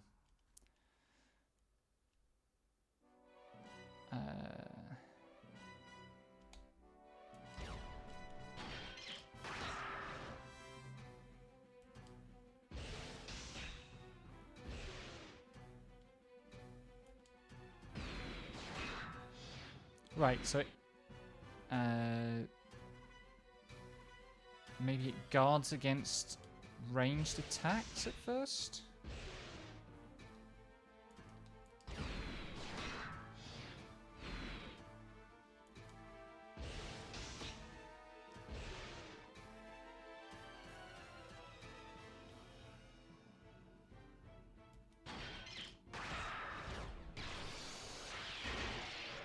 Oh boy, that's a lot of damage.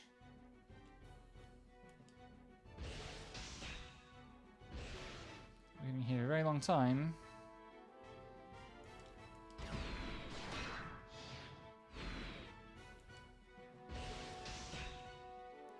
Only doing 1,000 damage a hit. I think started with like 5,000 HP. It does look like it might flip upside down and have different stats.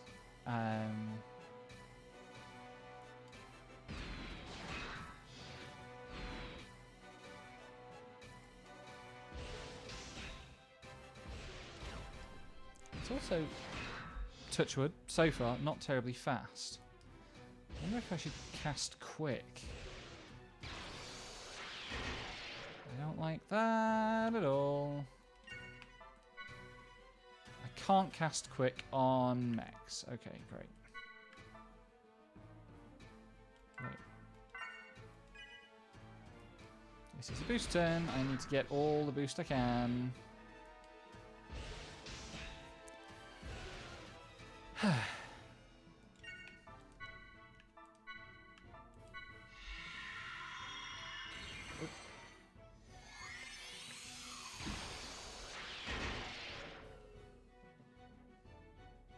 Rude.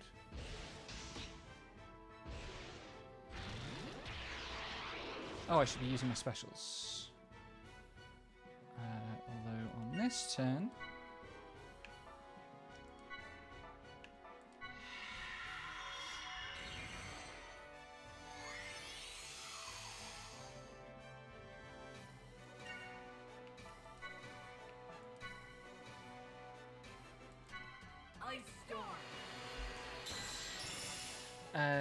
Okay.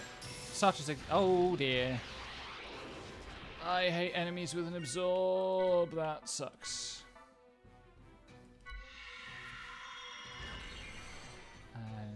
Note to self. Don't use the ice ability. Let's see what the other one does. No, not that one. That one.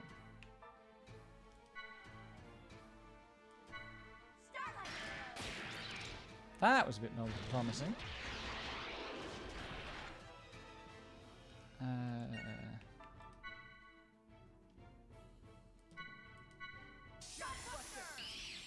No, that one healed it as well. Fuck. That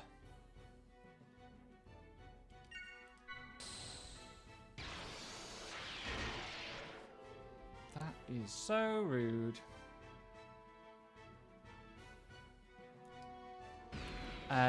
So one of the examples Sartre gives is if you, because he's a Marxist, a trades unionist, it's France in the immediate post-war period, kind of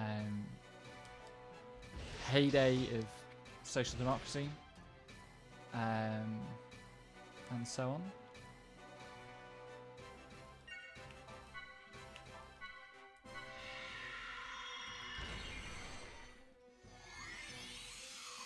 Sartre gives this example of trying to choose which trade union to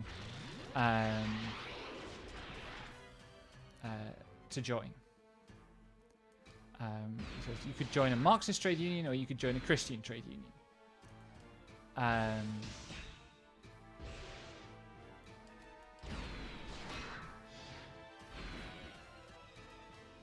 And you know, that is a decision that has major ideological differences, right? That's a pretty substantial difference in a country like France, which obviously has such a huge historical union movement. Are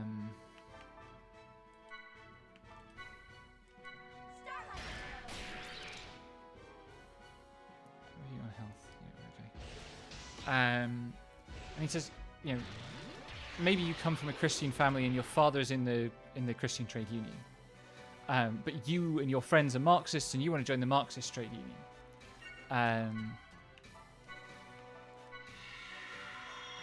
Who you go to for advice with that decision is itself a decision about what you value. In a way, that's a trivial point, right?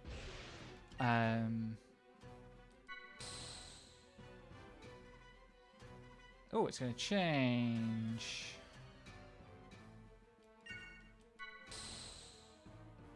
I wonder if that means it's going to start countering the pink mechs special.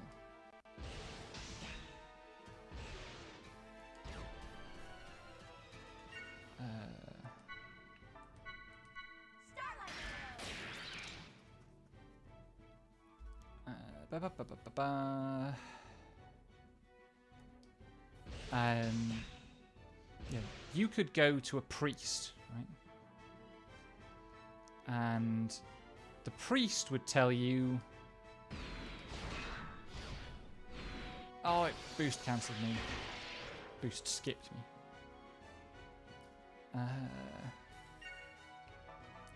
I'm going to risk it on the special again. Ice storm. Please work. Nope. Maybe it set the same counter again. Crit boost. I can afford to wait a turn to heal. I think. The problem if not. Owie.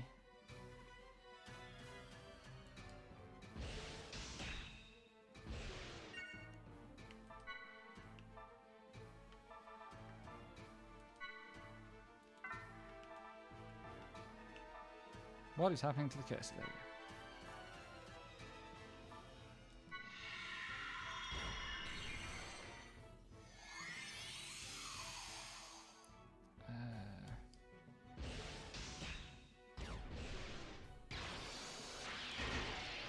Is it really just going to counter me with that every time now? That would suck.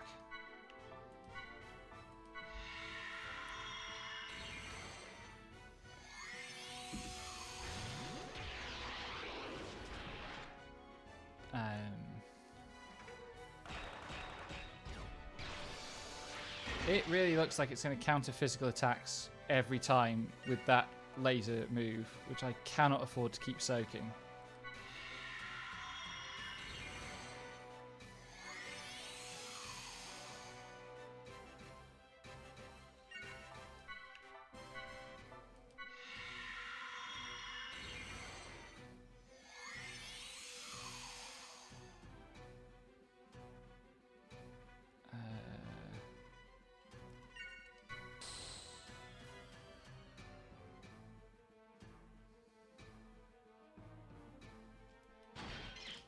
See what it does to this.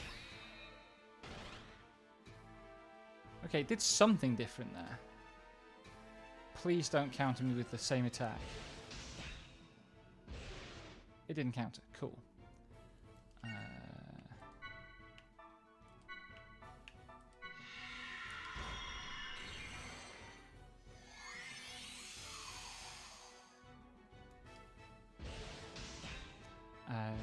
Trying to back to the trade union. You can decide for yourself, or you can ask someone for advice. If you ask someone for advice,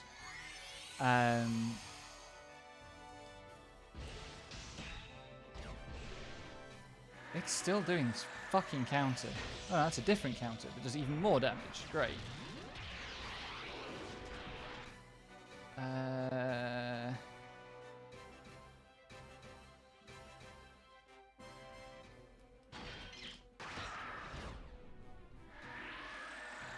And now it's countering that too. What the fuck am I supposed to do?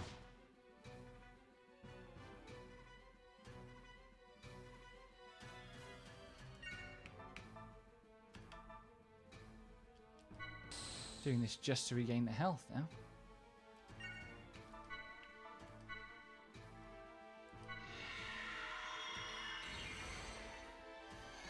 Oh dear.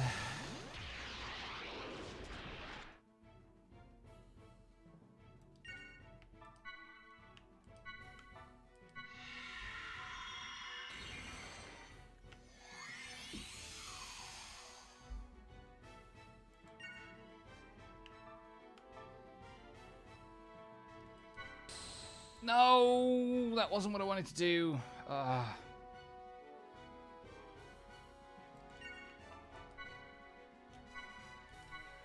see what it does to this. No, it countered that too. Is there anything this bastard won't counter? You're going to look up a guide and I'm going to find that it counters everything.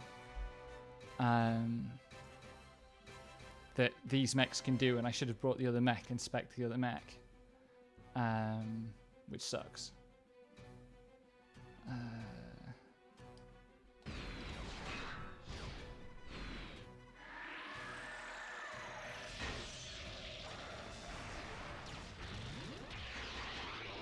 Rip. Hmm.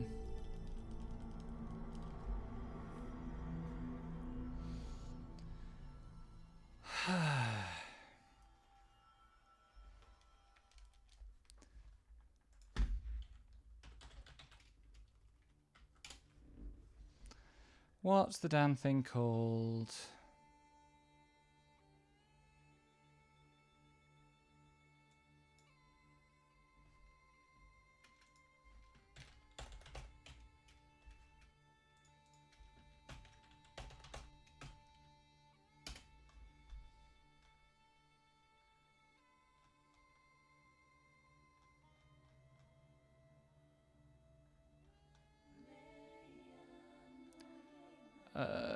This is a different guide to the other one I was looking at. Those are all side quests.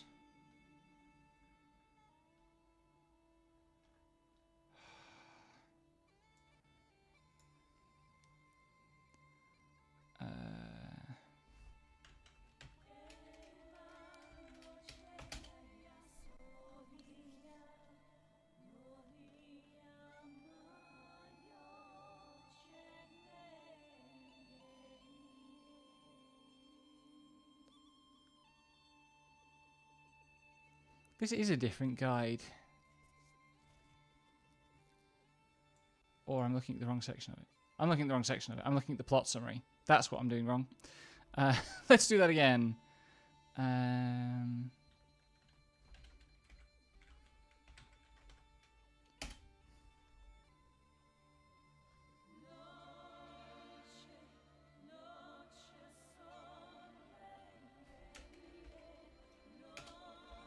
No, why can I not use this fucking content section?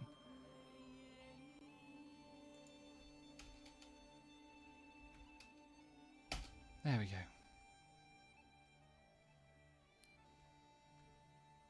Inversion. This is a pretty relaxed battle. Just make sure you bring your healing ES with you, or at least we already switched to it. Boss has a weakness to fire. I don't have the fire sword skill. Well,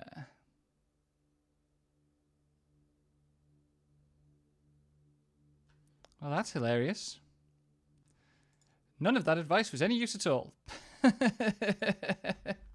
None of that advice was any use at all. Where were we when we saved?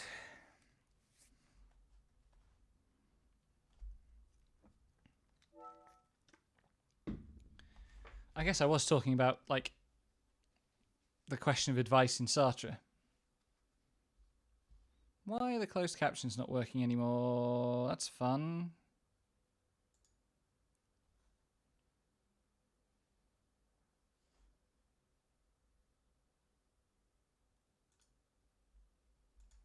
You missed me dying because that boss is rude. I think probably what I need to do, change various setup things. Need to go and get quick for Shion. Or possibly Momo.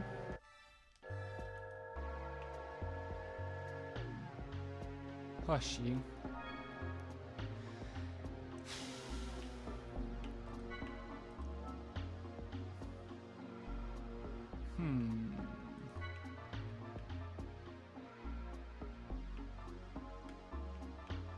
Shout if you see fire sword anywhere.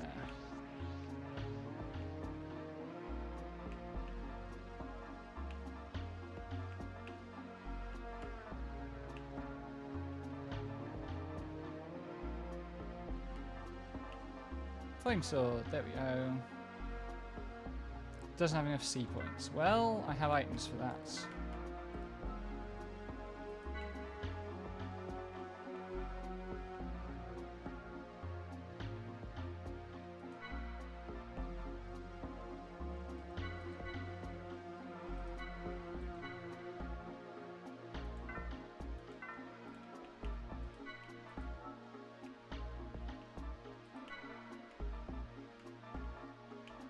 This menu sucks.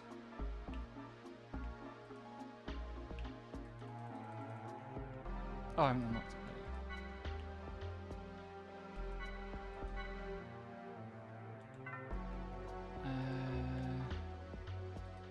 Does Shion already have Quick? Which is a level 3 skill? Shion already has Quick. I couldn't cast Quick in that battle, so I would need to get Quick on Momo, which I don't have the skills and class points to do. Okay. Let's go.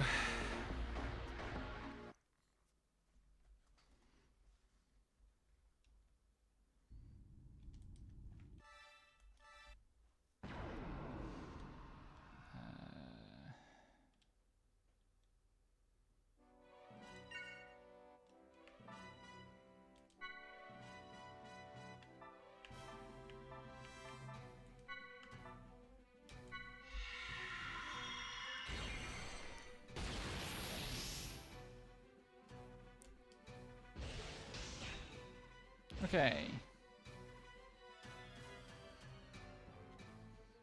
At least that's a lot more damage.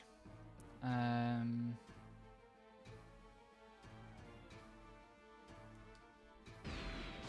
guess we just keep hitting.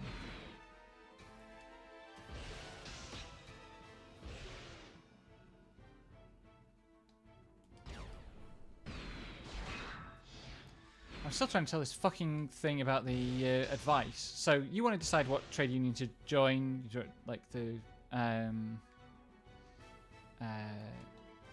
Christian trade union or the Marxist trade union. If you go to like your priest or the priest at the local parish for advice, the local priest is going to say join the Christian trade union. If instead you ask the foreman of your workplace, who is the floor manager, who is the union foreman for the Marxist union, yeah, it's making a huge difference. You are completely correct. I should probably cast Flame Sword on the pink mech as well, actually.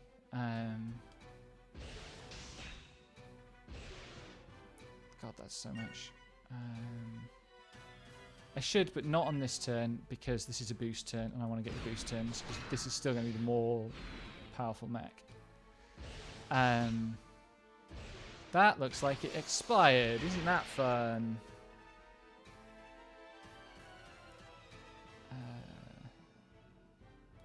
Menu, ether.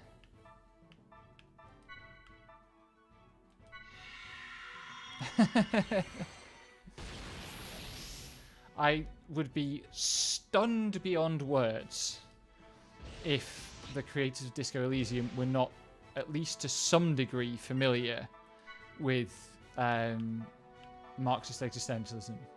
It seemed, even with the little I know about that game, it seems unthinkable that it got made without any consciousness of Marxist existentialism.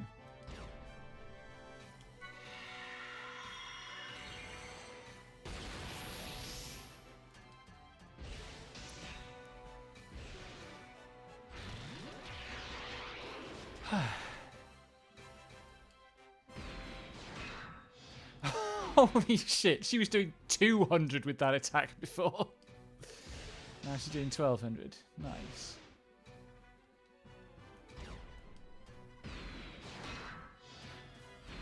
I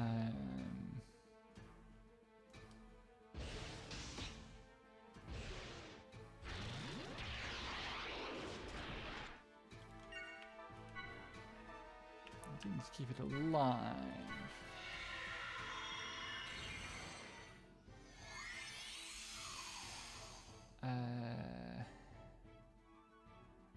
Is there anything here that shows me whether I still have the buff or not? I'm just going to have to guess based on damage output.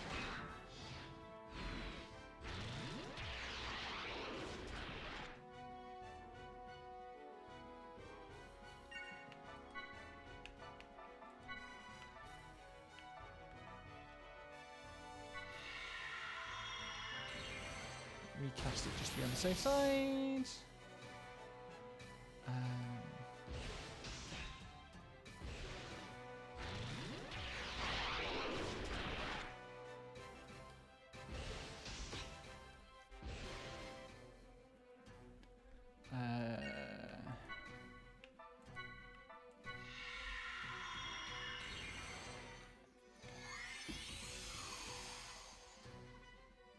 So now I have it down to 18k HP by the time it's done its second analysis, where I was like 4 analyses deep and I didn't get this far into the fight before.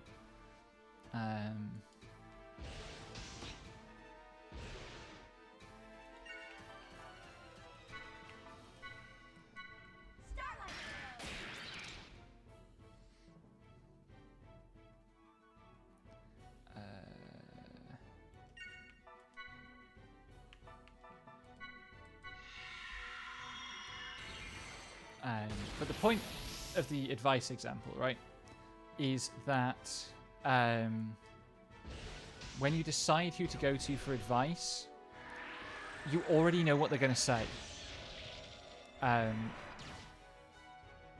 Whether you believe that they're going to say that because you think they are in contact with the mysteries or not,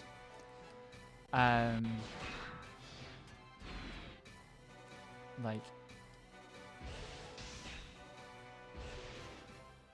they're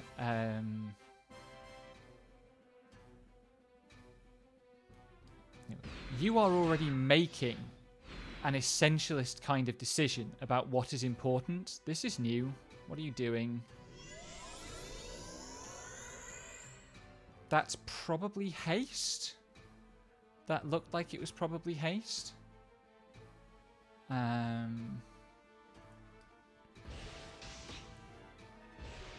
That looked like it didn't have the fire boost on it.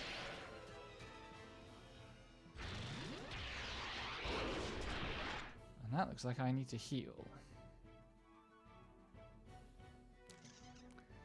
I kind of want to do the boost. Grab the boost. No, I'm going to heal. Be sensible.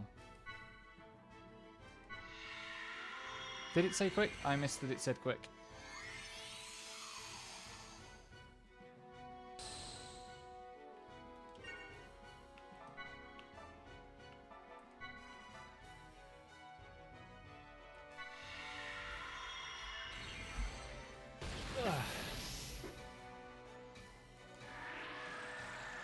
Uh-oh.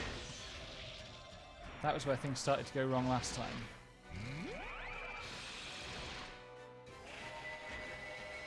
Oh!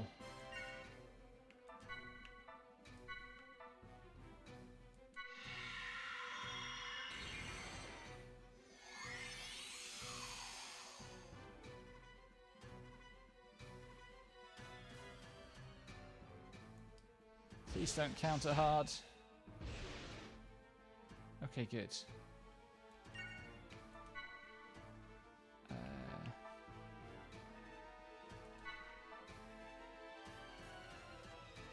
I'm not sure that has an L-type status. I know I'm real close.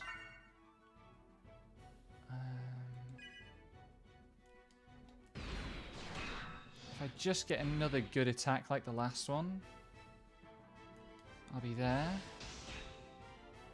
Oh, it's so close. Oh, that was enough. I thought it was like 27. Whew. Unpleasant. That said auto recover. I want to go and see what the auto recover does.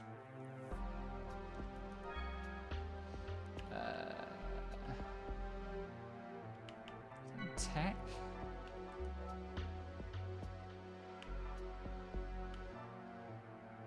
No. Status.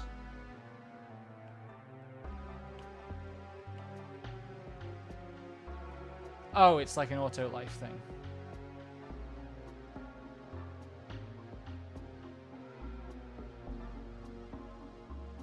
That would have been useful.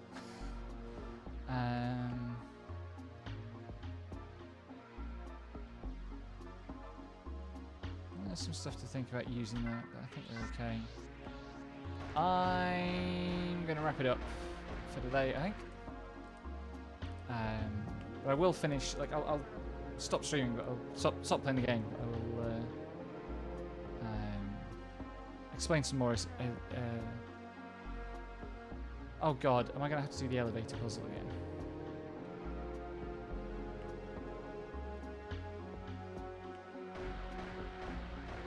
Find out.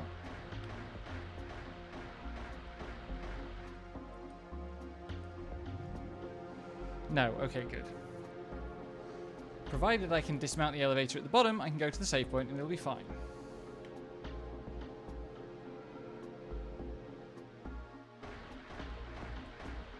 Oh wait, that wasn't the dismount point. Ah. Where was the save point? I think it was at the bottom of that fucking staircase.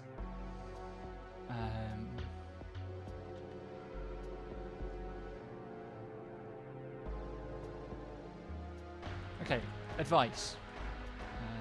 Can I not get off the fucking mech there anymore? Oh, God. Video game.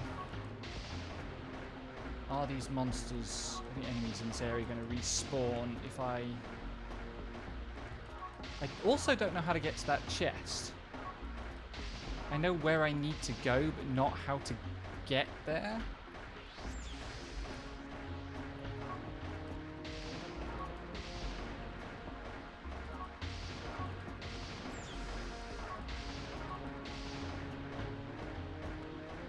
I don't know how to destroy these things.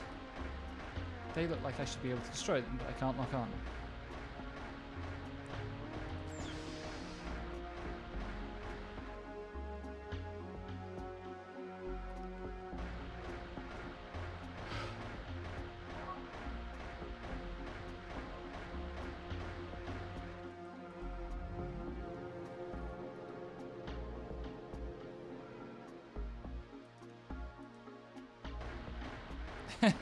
Yeah.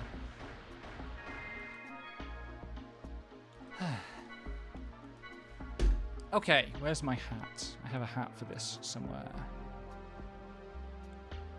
I don't actually have my hat folder on this layout. 1 second.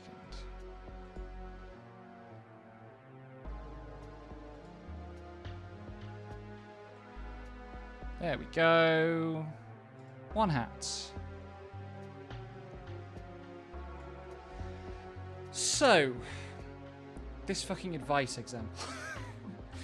Normally you think of advice as there is some truth of the matter and you're trying to get close to it. Right? That's the normal Western way of thinking about knowledge.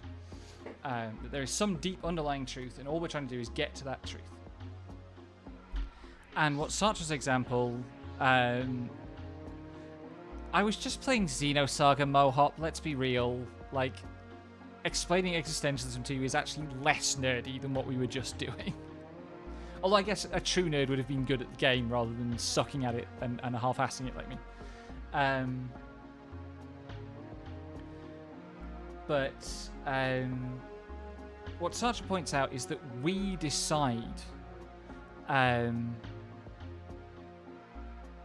when we choose whose views to value about what the essence is, we are already making definitional decisions about what essence might be. My actual favourite example of this is not a Sartre example, it's a Kierkegaardian example. It comes from his discussion, which I know has come up on stream before, of the biblical tale of the Binding of Isaac. I am a fake nerd, we know this. So the biblical tale, Abraham receives a message from God saying, you must sacrifice to me Isaac, your firstborn son. And Abraham and Isaac believe in God and do as bidden. Abraham takes Isaac to the mountain where he's bidden to sacrifice Isaac, and he binds him to the altar, and he's about to kill him. When God says, okay, you've proved your devotion.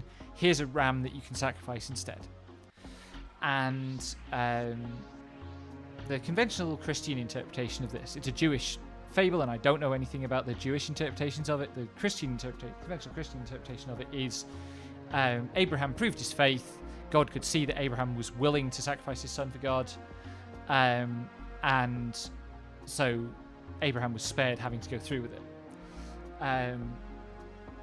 What Kierkegaard points out is when a message appears to you saying, I am God, you Abraham must kill your firstborn son for me. Abraham had to decide that he was going to trust this message. He had to decide, yes, this one comes from God, not the devil. Yes, it's really intended for me. Yes, it's serious and not a joke or a prank. Hey, how do I... Exi-Moisking? Apologies if I'm getting that completely wrong. Welcome to the Fish Pond. Thank you for joining us. All of which is to say that we have a lot more authority to choose what we treat as authorities than our prevailing ideology wants us to believe. And obviously, like, that prevailing ideology exists for a specific reason, which is that it comes from the Christian domination of the Middle Ages in Europe. And Christians wanted to maintain, like, the Christian hierarchy wanted to maintain its ideological control. So it told you that, like, the priest has the messages from God and you must trust the priest without question, and so on. I'm simplifying, but that's the basic idea. King it is. Cool. Welcome to the stream. Yeah, so, like, the Binding of Isaac predates a lot of the, like, explicit mentions of the devil, but you do have the serpent in the Garden of Eden, which is the origin of a lot of the kind of ancient Satan myths.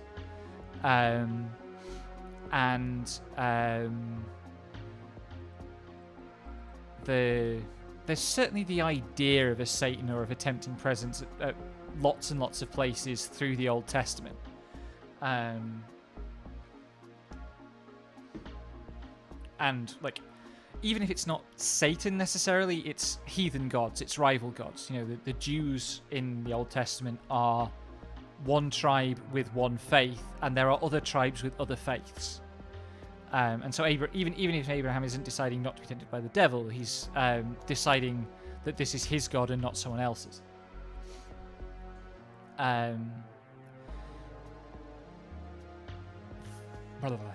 So, the little bit of digression here, because this is actually also really important to me as a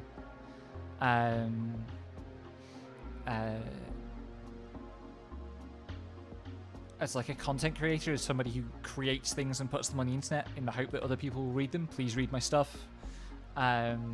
Various links down below the stream if you want to. When you are creating things, right, people are going to tell you what they think of the things that you create. And sometimes those people are going to know what they're talking about and have your best interests at heart. But a lot of the time, at least one of those conditions is going to be failed. You know, if somebody shows up in the comments section on your like itch page and gives you shit, or leaves a bad review on Goodreads of a fiction piece that you've written, or shit talks you in the comments on AO3 or wherever, you know, lots of people on the internet will give you lots of unasked for bad advice. And I think the most valuable skill I have as a creator is that I learned long ago that any piece of advice you get, you have to decide whether that piece of advice is worth you listening to. And if you can really learn that, if you can, like,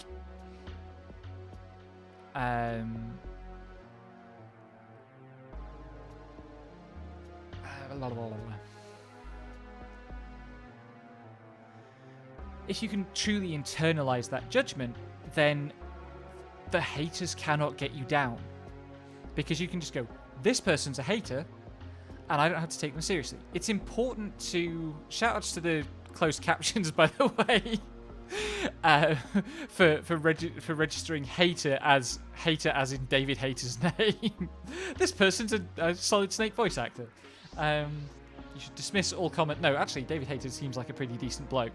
Don't ignore David Hayter. Do ignore the haters. And like the ability to identify a hater is really important. It's also really important to be able to tell the difference between a hater and somebody who's actually got valid criticism of you. And you see, like, protect me at all costs. I can protect myself. That's the point of the example. A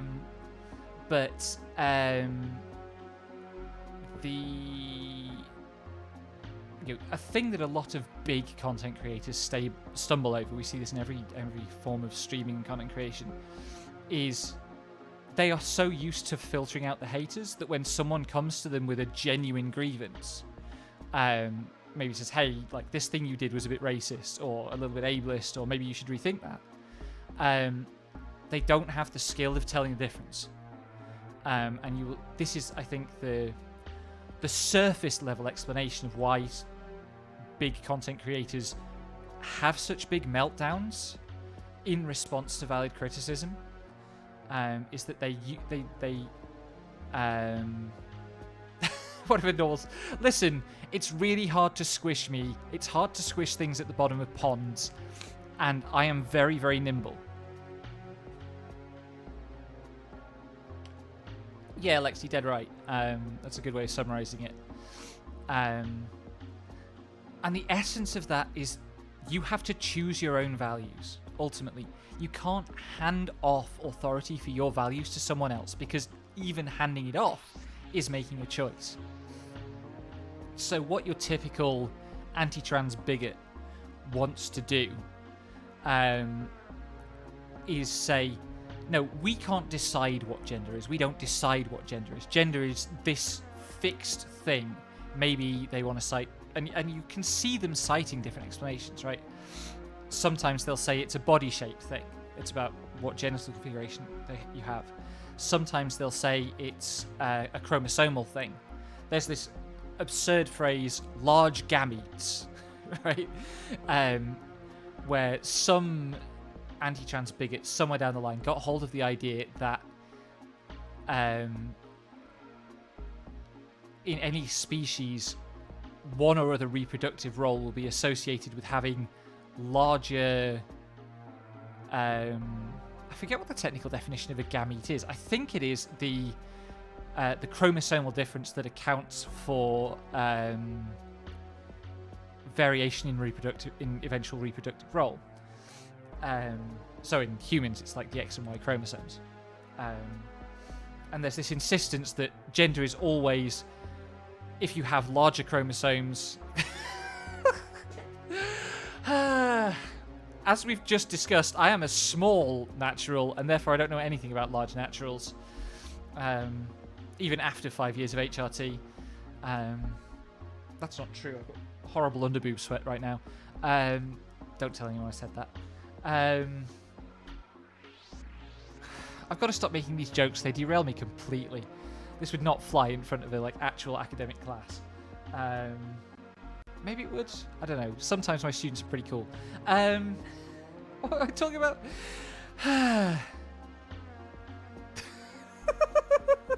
Lexi, why? It's a... I suppose fat-ass white gamete is a better explanation for the meaning of Pog than play of the game is for Pog. Things are happening. What's going on? Right. The anti-trans bigots always want to appeal to some independent authority about what gender is. And the countervailing claim is no, gender is a thing that we live and we do, and we decide how to interpret gender, how to project gender onto this very, very complex system of different social representations. Straightforward example, long ago, sometime 100, 120 years ago, the gendering of colours flipped in Western culture, right? It used to be that red was the masculine colour, This is true, and it's also the best way to be, Mohop, to be a shit... I try very hard in my actual lecturing to be a shitposter more than a scholar, because I've seen what the scholars are up to, and it's terrible. It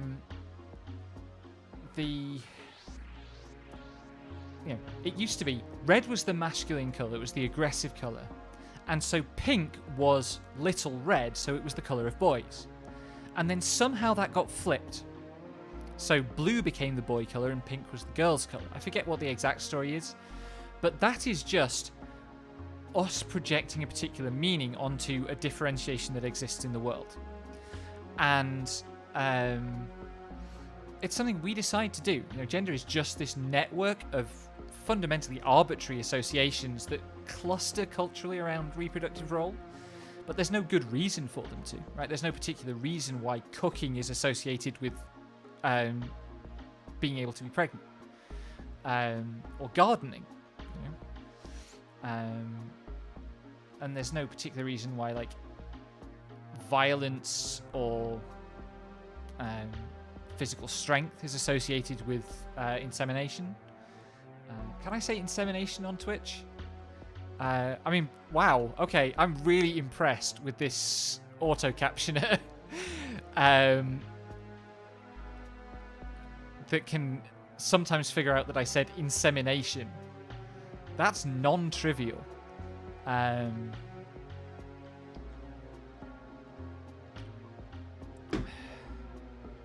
Gender is not the Dark Souls of social constructs, doll. The Dark Souls of social constructs is still race.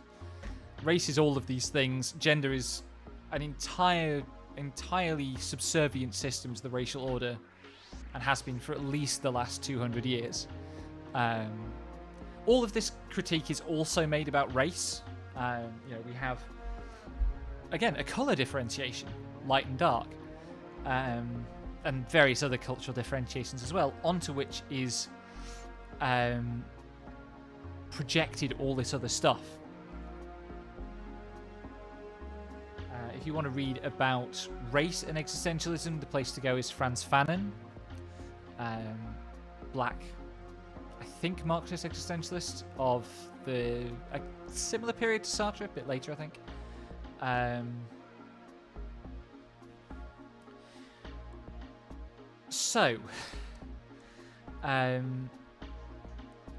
When Sartre...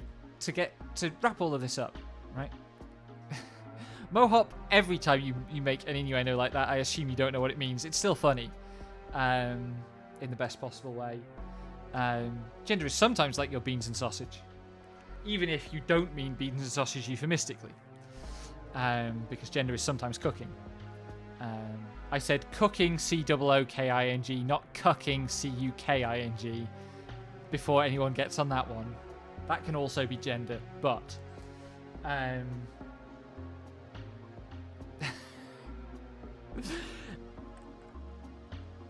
some people, when firing from the hip, can still be accurate, Mohop.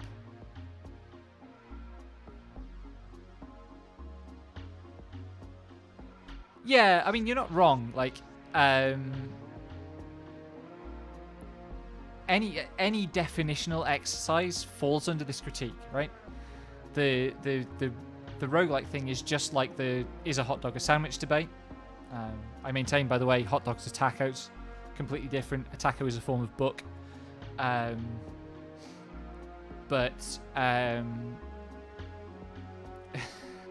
Sometimes just firing fast is what matters. But yeah, trying to define a roguelike, trying to define a JRPG, 7-8 years ago, we lived in a world of attempts to define JRPGs. If we get a fucking existentialist philosopher on this poll, Lexi, I'm going to scream. Let me get the tab up. But I will wrap things up on this first. So Uchikoshi quoted Sartre saying, "Man first of all exists, encounters himself, surges up in the world, and defines himself afterwards," which is to say that we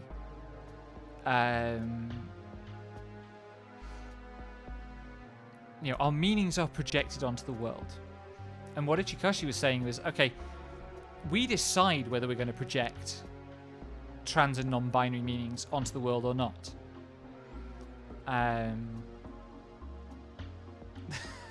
This pull to be going. There are quite a lot of existentialists, but the Stanford Encyclopedia is mostly analytic philosophy, and not a lot of those are existentialists.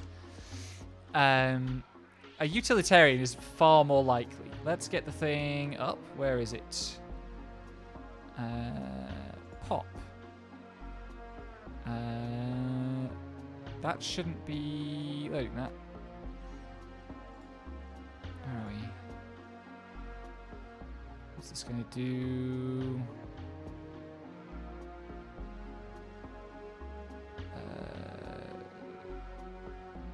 Cool. Right then. What's it going to be? Abilities. In the accounts we give of one another, claims about our abilities appear to be indispensable. Some abilities are so widespread that many who have them take them for granted, such as the ability to walk.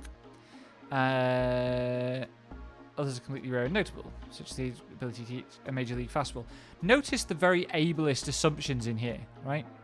Like they've tried to be careful. Many who have them take them for granted, but also like it's not that widespread.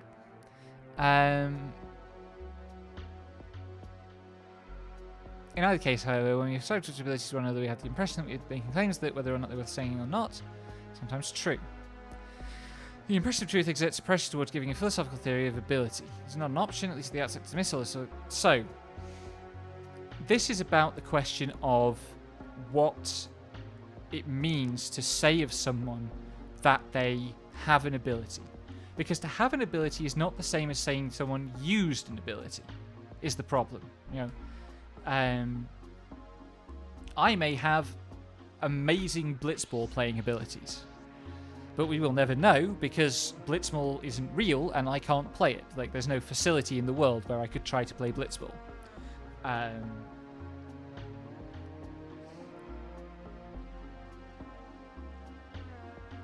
So the question is, like, what would it be true? An older version of this is, you know, what if someone is born in the desert and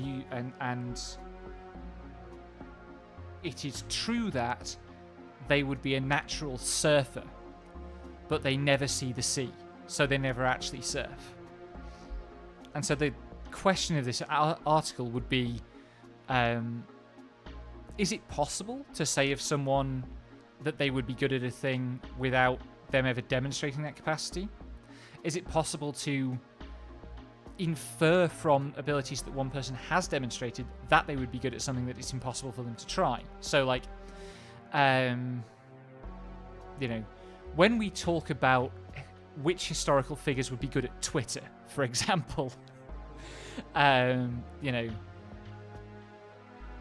if I said, oh, Thomas Jefferson would have been able to be the main character of Twitter every damn day, which I believe to be true, because fucking hell, he was an insufferable dickhead.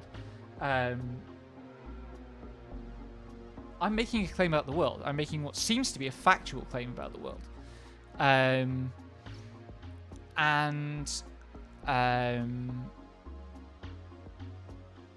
The question is, how do I make that claim? On what basis do I make that claim?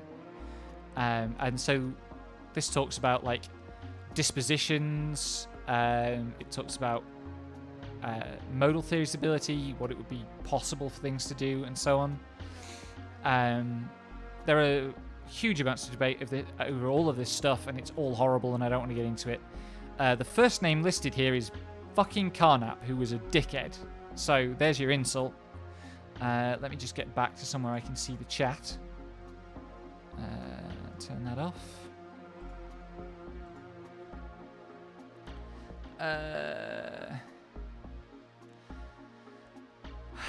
Okay. Catching up on chat. Lexi, you do have great writing ability. Shut up. You also write some pretty good shit posts. You're also right that it'd be fucked up if two astronauts went to the moon and one killed the other with a rock, as attested in the holy book of Saint Leroy from the best podcast episode ever made, which is episode 8 of Vextrocast. Yes, the pathologic episode. Listen to the end. Seriously, that's the funniest moment in podcast history for reasons that I cannot characterize. did I actually wrap up the fucking Uchikoshi thing? Uchikoshi was arguing with someone about whether binary genders, whether non-binary genders are real. The Chuddy was arguing with said they were a bourgeois fiction. Uchikoshi quoted Sartre saying, "No, actually, like, we choose the definitions. We can't hand off authority to the definitions." And like, ultimately, you know, loath as I am to say that Kotaro Uchikoshi got a bit of philosophy right, he was dead right about all of that. And it just happened to inadvertently snipe my childhood, the tail end of my childhood, and the book of philosophy that has defined my life ever since. Not just because of the, like, I go to the examples about advice a lot because they help me get through my day, but also elsewhere in existentialism and humanism, Sartre talks a lot about basically free will and choice, and in what sense we are free to choose or not. And that is the central question that has motivated me in all of my philosophical research. You know, I'm always thinking about, you know, when do we make meaningful choices? This is why I'm so sick of video games and meaningful choice, because we don't make meaningful choices in video games generally, and it's pampering the egos of game directors to pretend that we do. Anyway, that was fun.